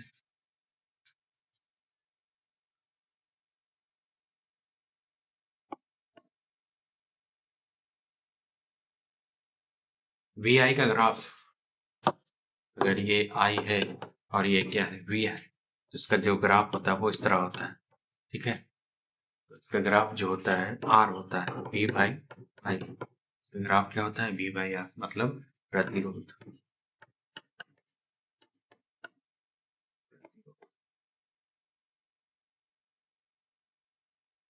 प्रतिरोध का इकाई मात्रक ओम। किसी चालक का प्रतिरोध किस बात पर निर्भर करता है? चालक का प्रतिरोध जो होता है, वो चालक का प्रतिरोध जो होता है वो उसके लंबाई के समानुपाती होता है। वो उसके अनुप्रस्थ काट, या फिर इसको हम लोग कह सकते हैं मोटाई के समानुपाती ही नहीं, व्युत्क्रमानुपाती होता है। तो इसको एक साथ कंबाइंड लिख करके इस तरह लिखते हैं, लंबाई ए, और इस आर को हटाते हैं तो रो देना पड़ता है, लंबाई ए, ठीक है। रो क्या है? एक स्थिरांक है जिसको हम लोग क्या कहते हैं? प्रतिरोधकता कहते हैं, क्या कहते हैं। और इसका इकाई मात्रक जो होता है मीटर। तीन अलग अलग टर्म है, एक प्रतिरोध, एक प्रतिरोधक, और दूसरा तीसरा है प्रतिरोधकता। तीनों पर निर्भर करता है, ठीक है। इसलिए इसका सही जवाब हो जाएगा उपयुक्त सभी पर। श्रेणी क्रम संयोजन प्रतिरोधों का, हम देख रहे हैं प्रतिरोधक के बारे में। प्रतिरोधों का श्रेणी क्रम संयोजन में क्या होता है? अगर हम लोग तीन प्रतिरोधों को, अगर भाई ये पहला प्रतिरोध है, ये दूसरा प्रतिरोध है, और ये तीसरा प्रतिरोध है, मान लीजिए ये तीन प्रतिरोधों को हम लोग कौन से क्रम में जोड़ते हैं? श्रेणी क्रम में जोड़ते हैं। अगर हम इसको श्रेणी क्रम में जोड़ते हैं, ठीक है, ये हो गया, ये बैटरी हो गया, तो श्रेणी क्रम में मान लीजिए लेके एमीटर लगा देते हैं, एमीटर में तो श्रेणी क्रम में जोड़ते हैं तो धारा का जो मान होता है वो सेम होता है। सभी से धारा का मान जो है, सबसे धारा आई ही बहेगा, ठीक है। बस अंतर क्या रहेगा? सबका विभवांतर, विभवांतर अलग अलग होगा। V1 इसका हो जाएगा V2, और इसका क्या हो जाएगा? V3, ठीक है। तो क्या समान रहती है? तो धारा का मान समान रहती है, धारा समान होता है। श्रेणी क्रम में प्रतिरोध जोड़ने पर समतुल्य प्रतिरोध क्या होता है? श्रेणी क्रम में अगर हम लोग प्रतिरोध जोड़ते हैं, अगर हम लोग श्रेणी क्रम ले लेते हैं, पहला, दूसरा और तीसरा, श्रेणी क्रम में मान लीजिए ये 2 ओम है, ये 3 ओम है, और ये 5 ओम है, तो कुल प्रतिरोध R बराबर R1 प्लस R2 प्लस क्या होता है? R3। अगर जोड़ देते हैं 2 प्लस 3 प्लस 5, मतलब क्या हो जाता है? 10 ओम। तो श्रेणी क्रम में अगर कोई भी प्रतिरोध को हम जोड़ते हैं तो प्रतिरोध का हमको बढ़ता नहीं है, अधिकतम मान बढ़ने के साथ क्या होता है? अधिकतम मान प्राप्त होता है, ठीक है। इसके विपरीत अगर पार्श्व में जोड़ेंगे तो न्यूनतम मान प्राप्त होता है। घरेलू परिपथ में श्रेणी क्रम का संयोजन क्यों नहीं किया जाता है? धारा अधिक हो जाती है, सभी उपकरणों में समान धारा नहीं चाहिए, धारा नहीं चाहिए, एक उपकरण खराब होने पर सभी बंद हो जाते हैं, बात सही है। तो क्या होगा? समांतर संयोजन। समांतर संयोजन में कौन समान रहता है? अगर हम लोग समांतर संयोजन को एक्सप्लेन करते हैं, ध्यान दीजिए, ये आपका हो गया पहला, ये हो गया दूसरा, ये क्या हो गया? ये हो गया तीसरा। अगर ये 3 प्रतिरोध है, R1, R2 और R3, ये 3 प्रतिरोध, इन तीनों प्रतिरोधों को हम लोग कौन से क्रम में जोड़ देते हैं? मान लीजिए पार्श्व क्रम में जोड़ दें। तो पार्श्व क्रम है, मान लीजिए यहाँ एम्पियर, एमीटर लगा दी, तो धारा जो बहेगा तो तीनों में अलग अलग हो जाएगा। तीनों में जो धारा का जो मान होगा वो क्या हो जाएगा? अलग अलग। इसमें I1, I2 और I3 तीनों बढ़ जाएगा, धारा बदल जाएगा। विभवांतर जो रहेगा ना वो सेम रहेगा। विभवांतर नहीं बदलता है। कौन बदलता है? धारा। तो धारा बदलती है, विभवांतर क्या रहता है? समान रहता है। धारा समान होती है, विभवांतर समान होती है, धारा बदलती है। समांतर संयोजन का समतुल्य प्रतिरोध क्या है? सबसे छोटे प्रतिरोध से अधिक होता है, सबसे छोटे प्रतिरोध के बराबर है, सबसे छोटे प्रतिरोध से भी कम होता है, सबसे कम। सबसे कम अगर हम लोग को न्यूनतम प्रतिरोध, निम्नतम,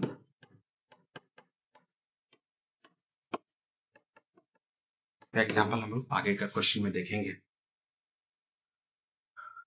घरेलू परिपथ में समांतर संयोजन का उपयोग किया जाता है क्योंकि विभवांतर समान मिलता है, उपकरण स्वतंत्र रूप से कार्य करते हैं, एक खराब होने पर अन्य प्रभावित नहीं होते। उपयुक्त सभी, बहुत अच्छे। विद्युत शक्ति का SI मात्रक वाट। विद्युत शक्ति का सूत्र क्या लिखते हैं? विद्युत शक्ति बराबर होता है, विद्युत शक्ति बराबर होता है विभवांतर गुणन धारा। ठीक है, इसको लिखते हैं P बराबर VI, P बराबर VI, P बराबर VI।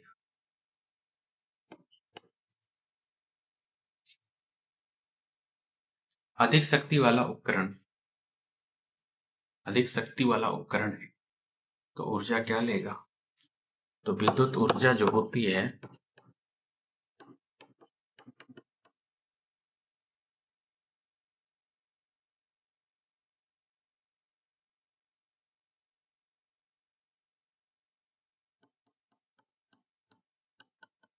विद्युत शक्ति,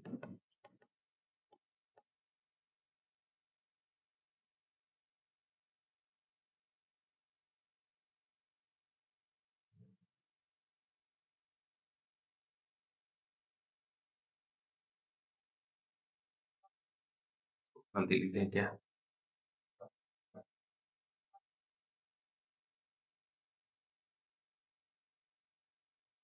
बटा समय बराबर क्या होता है?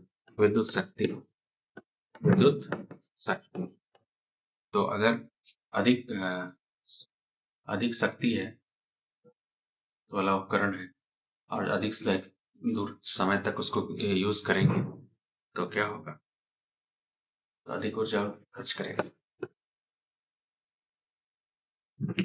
घरेलू विद्युत ऊर्जा की इकाई क्या है? ये बहुत इंपॉर्टेंट है, किलोवाट घंटा। इसको यूनिट भी कहते हैं। क्या कहते हैं? एक यूनिट बराबर 1 किलोवाट घंटा, ये WH। ठीक है, 1 यूनिट या 1 किलोवाट घंटा, उसी पर ही बिजली का बिल आता है। अभी फिलहाल 1 यूनिट का 8 रुपये लगभग चल रहा है। ठीक है, उसी पर बिल आता है, किलोवाट घंटा। 1 यूनिट कितने के बराबर होगा? अभी तुरंत देखिए, 1 यूनिट जो होता है वो 1 किलोवाट घंटा के बराबर। यदि किसी परिपथ में 10 सेकेंड में 10 गुलाम आवेश प्रवाहित हो रहा है तो विद्युत धारा, यहाँ पर कुछ न्यूमेरिकल्स है, वो भी इंपॉर्टेंट है, उसको भी करना है। यहाँ ध्यान दीजिएगा, न्यूमेरिकल्स पोर्शन आ गया है। यदि किसी परिपथ में, यदि किसी परिपथ में 10 सेकेंड में 20 गुलाम है तो विद्युत धारा, तो विद्युत धारा के लिए हम लोग फॉर्मूला लिखते हैं I बराबर क्यू बाय टी, आवेश बटा समय, आवेश बटा समय, ठीक है, आवेश बटा समय, धारा बराबर, यहाँ Q का मान आपका दिया हुआ है कितना, 20 कूलम, और समय जो दिया है कितना, 10 सेकेंड, 20 बाय 10 कटेगा तो क्या होगा, 2 एम्पियर। नेक्स्ट, किसी चालक में 5 एम्पियर धारा 2 मिनट तक प्रभावित होती है तो आवेश क्या होगा। तो अभी हम लोग देखिए I बराबर क्या होता है, Q बाई टी, तो Q बराबर क्या होगा, आई टी, यहाँ फॉर्मूला लगेगा Q बराबर आई टी। I का मान जो है, I का मान तो क्लियर है कितना, 5 एम्पियर, पर T जो है वो कितना, 2 मिनट है, समय में हम लोग को सेकंड में रखना होगा, तो 2 गुना, इसको हम लोग क्या करेंगे, 2 गुना 60 कर देंगे, मतलब 120 सेकंड हो गए। यहाँ लगाएंगे I का मान कितना है, 5, और ये 120, 12 25 60, जीरो, क्या हो गया, आवेश मतलब कूलम, 600 कूलम। यदि 1 कूलम आवेश 1 सेकंड में प्रभावित होती है तो धारा का मान क्या होगा, धारा ही पूछ रहा है। I बराबर Q बाई टी, मतलब 1 सेकंड में 1 कूलम, मतलब 1 कूलम प्रति सेकंड, तो धारा का मान एक ही ना आएगा, 1/1, मतलब 1 एम्पियर।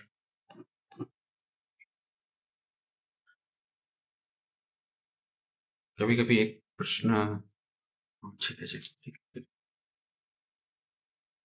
किसी चालक पर 10 वोल्ट विभवांतर लगने पर 2 एम्पियर धारा प्रवाहित होती है तो चालक का प्रतिरोध क्या होगा। ये ओम का नियम पर आधारित प्रश्न आ गया। ओम का नियम V बराबर क्या लिखते हैं, आर आई,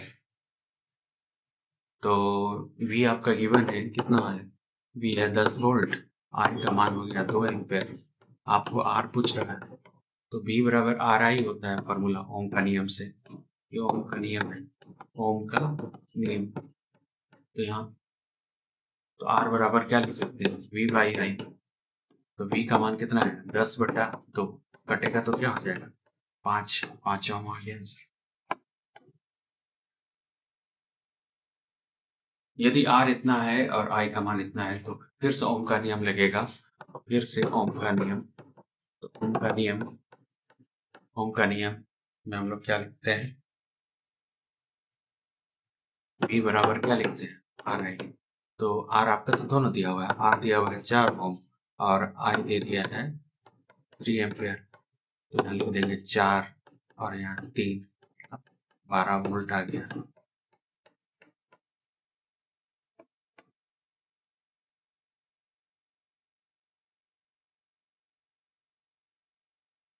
किसी चालक का प्रतिरोध 10 ओम है, और भाई तो विभवांतर पूछ रहा है, फिर से वही सवाल है, V बराबर क्या है, आर आई, R का मान दे दिया है 10 ओम, I दे दिया है 0.5 एम्पियर, तो R हो जाएगा 0.5 गुना I हो जाएगा 10, 10 में लौटाएंगे तो 10 कट गया, मतलब 5 वोल्ट।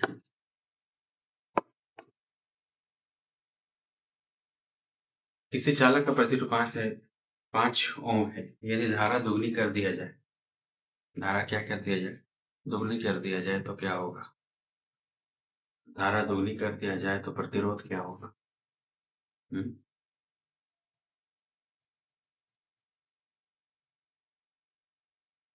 ओम का नियम कहता है V बराबर क्या है, R है, ठीक है,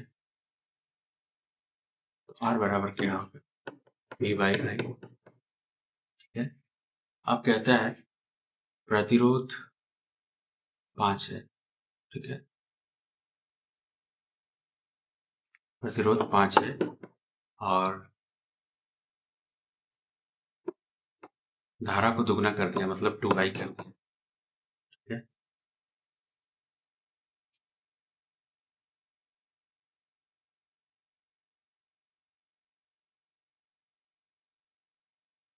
तो Vi जो है वो कितना है, 5 एम्पेयर है, और इस स्थिति में ये 1/2 और ये V/I, मतलब ये क्या हो जाएगा 1/2। तो प्रतिरोध पूछ रहा है क्या? हाँ, प्रतिरोध पूछ रहा है, तो प्रतिरोध हो जाएगा V/I का मान है 5, मतलब ये हो जाएगा 1/2 गुणा 5, मतलब 2.5, आधा हो जाएगा। तो ये क्या हो जाएगी? आधी हो जाएगी। यदि किसी तार की लंबाई दुगनी कर दिया जाए, अन्य सब समान है, तो उसका प्रतिरोध क्या होगा? तो चालक का जो प्रतिरोध होता है वो समानुपाती होता है L का। ठीक है, ये पहली स्थिति हुआ, और इसका L को क्या कर दिया जाए? दुगनी कर दिया जाए। तो ये पहले से क्या हो गया? जस्ट डबल हो गया। पहले से क्या हो गया? जस्ट डबल हो गया। ये R1 हो गया, ये R2 हो गया।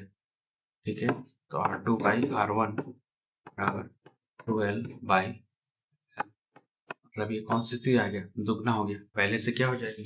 दोगुनी हो जाएगी। लंबाई बढ़ाओ, ये श्रेणी क्रम में आ गया। श्रेणी क्रम संयोजन, श्रेणी क्रम संयोजन के लिए इसको थोड़ा सा अच्छा सा बताते हैं। श्रेणी क्रम संयोजन के लिए R का जो मान होता है R1 प्लस क्या होता है? R2। ठीक, तो श्रेणी क्रम में तो स्पष्ट दे दिया, R का R1 जो है वो है 2 ओम, और R2 जो है वो है 3 ओम। 2 + 3 जोड़ने से क्या हो गया? ठीक है, 3 की स्थिति में R1 plus R2 plus R3 होता है। मान लीजिए R3 का मान, मान लीजिए सवाल में R3 का मान जो है अलग से कितना दे देता? 5 ओम। तो उस स्थिति में हम लोग क्या लिखते हैं? 2 ओम, 2 ओम प्लस 3 ओम प्लस 5 ओम, तो टोटल कितना हो गया? 10 ओम। श्रेणी क्रम में ध्यान रखिएगा, श्रेणी क्रम में संयोजन यदि R मान लीजिए 2 ओम का है, सभी प्रतिरोध समान है, समान प्रतिरोध है,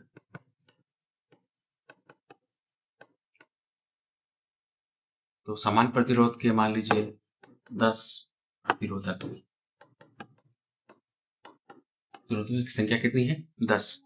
सबका मान क्या है? समान है, मतलब R बराबर है 2। तो समतुल्य प्रतिरोध या कुल प्रतिरोध R बराबर जो होगा, या R1 का जो मान है वो है R1 गुना क्या हो जाएगा? 10, मतलब 10 गुना 2, मतलब कितना हो गया? 200। तो यहाँ पर सूत्र बनता है R बराबर क्या होगा?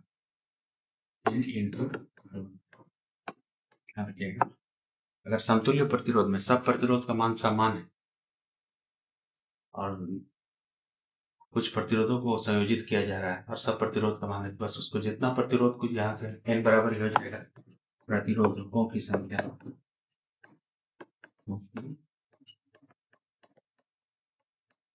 R1 जो है प्रतिरोध का मान।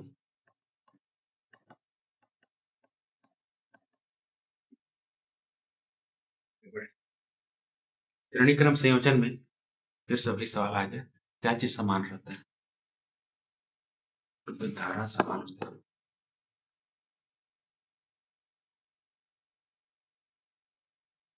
6 ओम और 3 ओम के दो प्रतिरोध को समांतर क्रम में जोड़ा जाए। ठीक है, समांतर क्रम के लिए क्या लिखते हैं?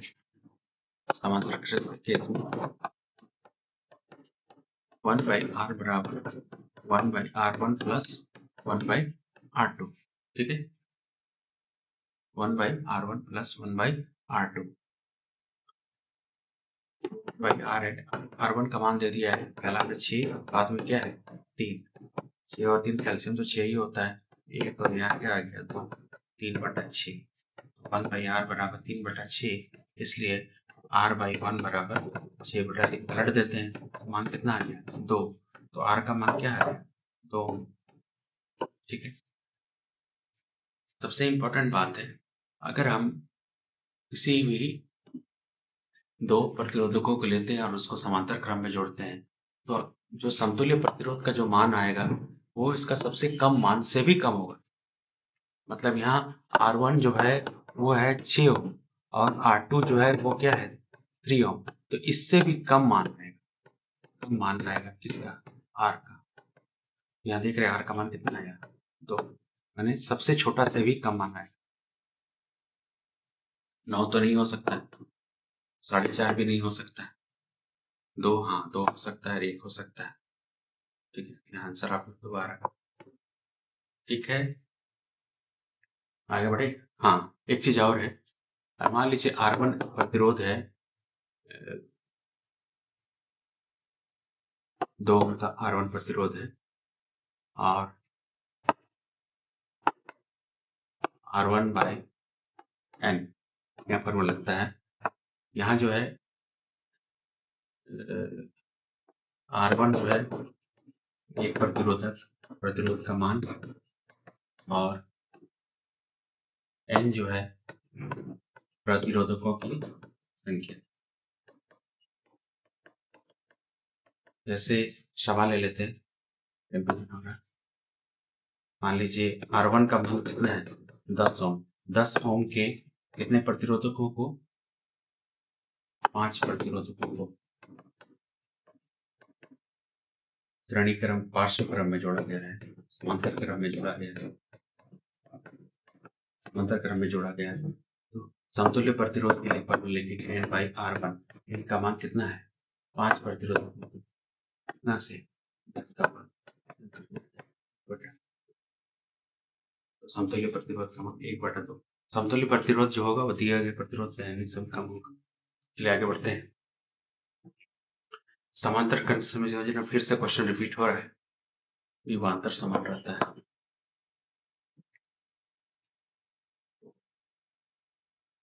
विद्युत शक्ति पर सवाल आ गया। विद्युत शक्ति P बराबर होता है V का मान है 10 और I का मान कितना है 2, 20 वाट।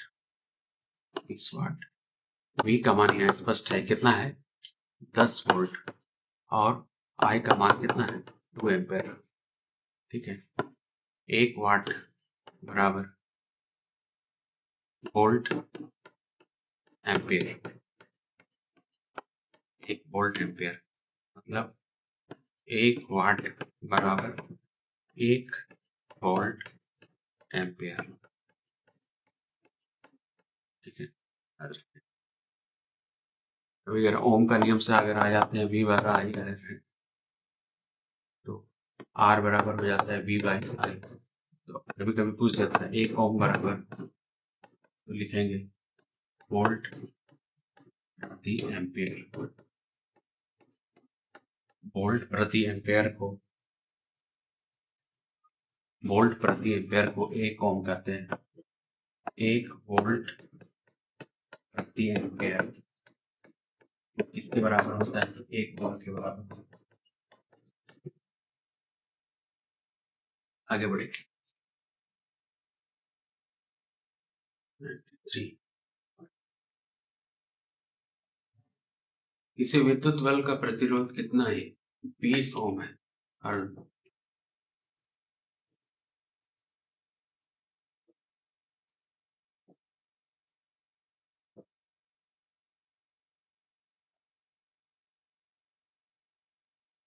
ठीक है, हम लोग के पास बेसिक फार्मूला है V बराबर R है। ठीक है, ये आपका ओम का नियम हो गया और हमको निकालना है शक्ति P बराबर क्या होता है V I। तो सबसे पहले हम लोग का दिया हुआ क्या है, हम लोग का दिया हुआ है R का मान कितना है 20 ओम और क्या दे दिया है I दे दिया है कितना 2 एम्पेयर। तो हम V निकाल सकते हैं, V बराबर क्या होता है R है, R का मान क्या है 20 गुना 2 मतलब कितना 40 वोल्ट। 40 वोल्ट आ गया तो यहाँ बैठा देते हैं 40 और I का मान तो मेरे पास है कितना 2 मतलब 40 दूनी 80 वाट।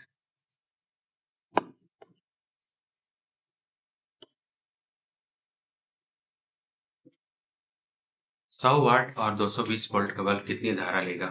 ठीक देख रहे हैं, हम लोग के पास P बराबर फॉर्मूला है VI। ठीक है, तो यहाँ वाट पूछ रहा है, धारा पूछ रहा है, तो धारा I बराबर क्या होगा P बाई V। इसका वाट दे दिया है, P कितना दे दिया है 100 वाट और वोल्ट कितना है 220 वोल्ट।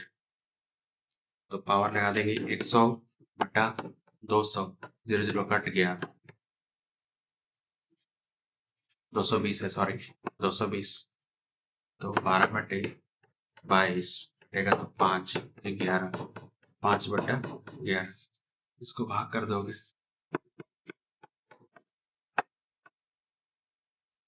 11 चौके 44, 6, ठीक है।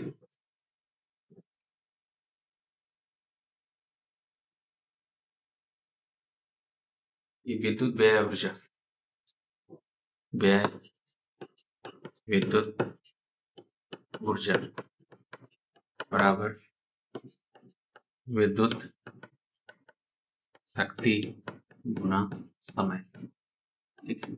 विद्युत शक्ति के बाद दे रहे हैं कितना है, सवाल में लिखा हुआ है 100 वाट दे दिया, और समय कितना है 10 घंटा, ये कितना हो जाएगा 1000, 1000 क्या कहलाएगा किलो वाट घंटा, इसको 1000 को हम लोग क्या कहेंगे यूनिट, आपका क्वेश्चन में क्या दिया हुआ है 1000 वाट, ठीक है। 1 यूनिट विद्युत व्यय कितने के बराबर होता है, तो देखें 1 यूनिट बराबर 1 किलो वाट घंटा या फिर 1000 वाट घंटा।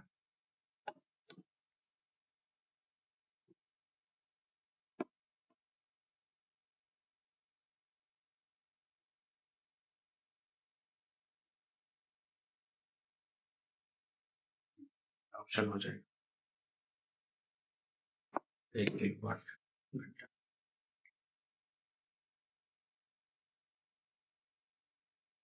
220 वोल्ट है पर 240 वाट है विद्युत उपकरण कार्य करता है, उसकी धारा क्या होगी, फिर से वही सवाल आ गया, P बराबर क्या होता है V/I, आपको धारा पूछ रहा है, I बराबर क्या होता है P/V, तो वो P का मान है आपका, P जो दिया हुआ है 440 वोल्ट है, और V का मान है 220 वोल्ट, तो 440 बटा 220 कटे जाएगा, तो ये कट जा रहा है 2 एम्पेयर, 2 एम्पेयर।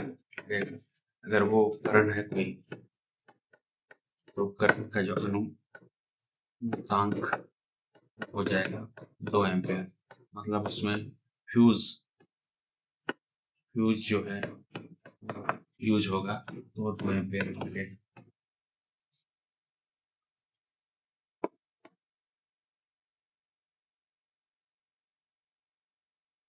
विद्युत हीटर का प्रतिरोध इतना है, इसके ऊपर लगाया गया तो धारा क्या होगी, फिर से वही पूछ रहा है।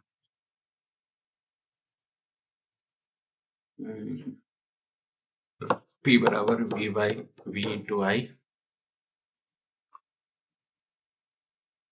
तो यहाँ सबसे पहले V दे दिया है 220 वोल्ट, और R दे दिया है 44, ठीक है। तो सबसे पहले हमको I निकालना होगा, I बराबर क्या होगा V/R, ठीक है। तो V का मान है 220 और ये कितना है 44, 2 से काटते हैं तो ये 44 बचे कट जाएगा, ये 5 एम्पेयर निकल गया धारा। तो वोल्ट कितना है, वोल्ट है 220 और आर है 5, 22 बचे 110, 10, ये वाट आ गया 1100 वाट। तो 5 एम्पेयर क्या निकालना था, एम्पेयर धारा पूछ रहा था, तो ये तो 5 एम्पेयर ही निकल गया, ठीक है। शक्ति पूछता तो ठीक है, ज्यादा ये आगे बढ़ गया। यदि किसी परिपथ 10 ओम है और धारा आई है, तो 1 मिनट में उपभोग की गई ऊर्जा क्या होगी, तो फिर से व्यय ऊर्जा है, भुक्त ऊर्जा बराबर विद्युत शक्ति गुना समय। विद्युत शक्ति कितना है, विद्युत शक्ति कितना है,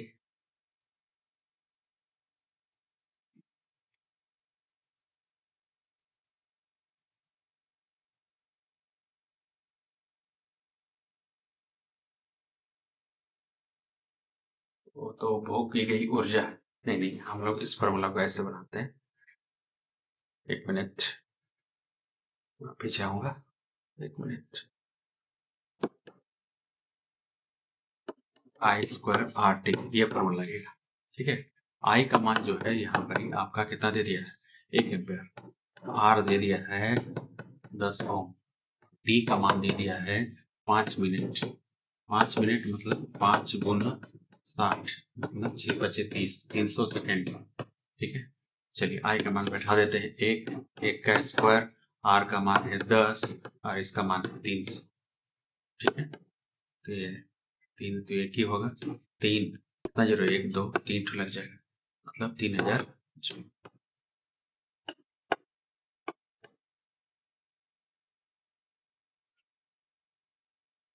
विद्युत धारा का चुंबकीय प्रभाव, इसे फटाफट करते हैं। चौथा चैप्टर, चुंबकीय रेखाएं कैसे दर्शाती, किसे दर्शाती है, इस प्रकार किसे दर्शाते हैं, तो चुंबकीय क्षेत्र की दिशा को दर्शाती है। चुंबकीय रेखाएं हमेशा कैसी होती है, बंद वक्र में होती है। चुंबकीय रेखाएं चुंबक के बाहर जाती है तो, हाँ थोड़ा सा याद रखिए इसको। अगर ये चुंबक है, एन है, ये एस है, चेंज कर लेते हैं। ठीक है। तो इस तरह से इसका मूवमेंट होता है।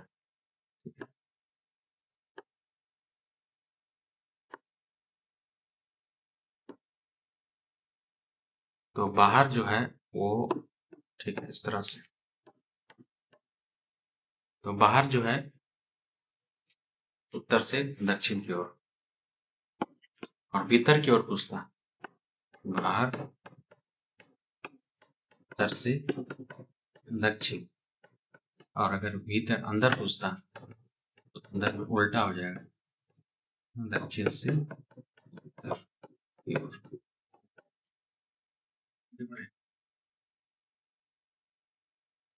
जहाँ चुंबकीय क्षेत्र रेखाएं अधिक सघन होती है, ये देख रहे थे क्वेश्चन में, निकटतम, जहां जब बहुत अधिक सटा रहता है,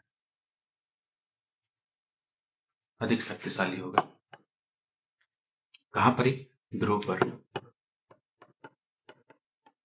ज्यादा सटा रहता है। विद्युत चुंबक बनाया जाता है अस्थायी चुंबक से, धारा वहन करने वाली कुंडली से, केवल लोहे की छड़ से, तांबे की छड़ से।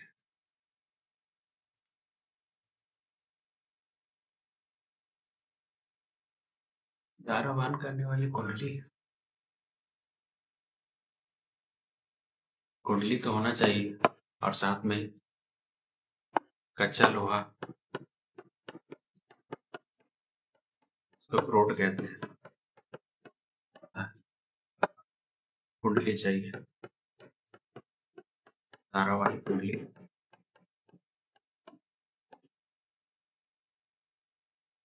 विद्युत चुंबक की शक्ति बढ़ाई जा सकती है धारा घटाकर, धारा के फेरों बढ़ाकर, लोहे का छड़ हटा,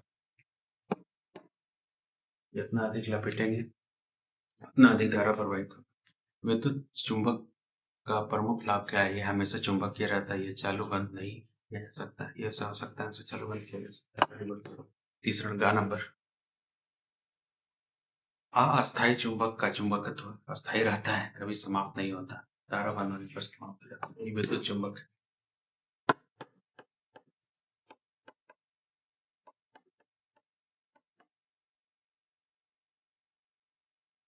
मैक्सवेल के दाहिने हाथ के नियम, नियम का प्रयोग किया गया था चुंबकीय क्षेत्र की दिशा बताने के लिए, चुंबकीय क्षेत्र की दिशा बताने के लिए।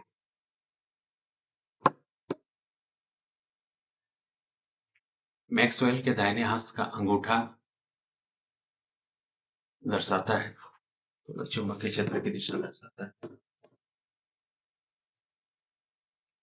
मैक्सवेल के दाहिने हाथ में अंगूठा में मुड़ी हुई उंगलियां, इससे गलती हो रहा है, एक मिनट,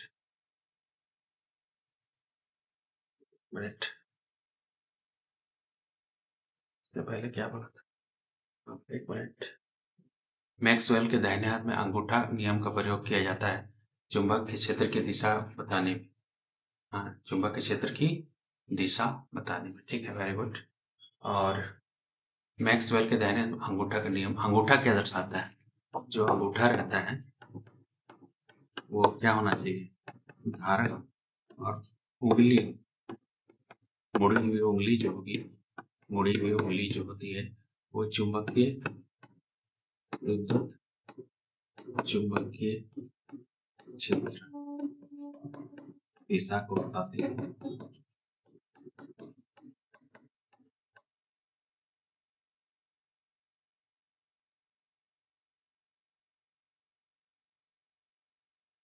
मुड़ी हुई उंगली चुंबकीय क्षेत्र की दिशा को बताएगा। फ्लेमिंग के बाएं हाथ का नियम है। फ्लेमिंग के बाएं हाथ का नियम, फ्लेमिंग के बाएं हाथ का नियम थोड़ा सा दिखाते हैं। ये अंगूठा हो गया, ये तर्जनी हो गई, ये मध्यमा हो गई, तर्जनी, ये अंगूठा। सवाल क्या है? सवाल तो फ्लेमिंग के बाएं हाथ का नियम तो मोटर में प्रयोग होता है।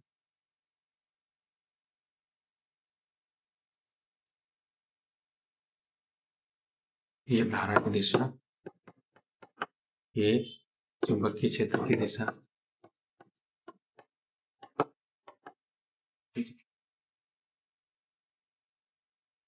ये देखते हैं हैंड का अंगूठा क्या दर्शाता है। तो देखिए अंगूठा क्या को दर्शाता है? ये अंगूठा हो गया, ये क्या हो गया? तर्जनी, ये मध्यमा, ये धारा, ये चुंबकीय क्षेत्र, ये बल गति को दर्शाता है। तो फ्लेमिंग अंगूठा किसको दिखाएगा? चालक पर लगने वाले बल को। फ्लेमिंग के बाएं हाथ की तर्जनी, तर्जनी चुंबकीय क्षेत्र।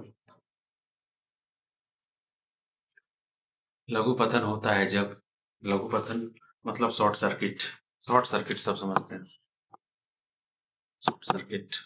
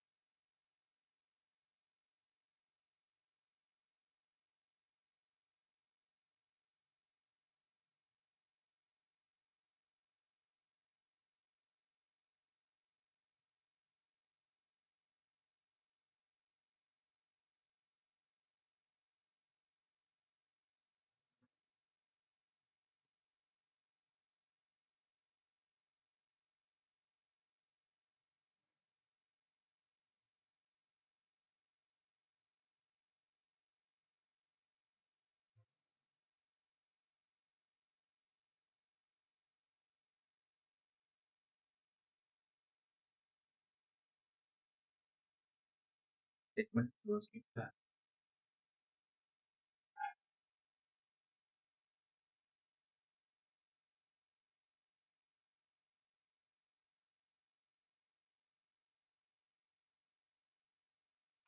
लघु पतन होता है जब धारा बहुत कम हो जाता है, प्रतिरोध बहुत अधिक हो जाता है, पेज और न्यूट्रल आपस में मिल जाते हैं।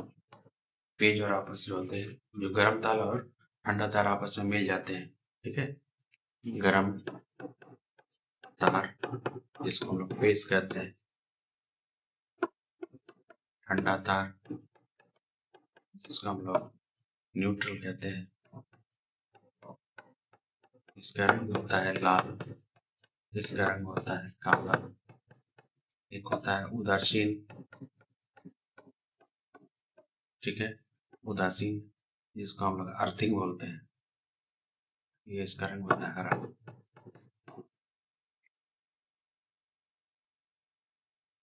ये लाल रंग, ये काला रंग है, और अंत में ये जो है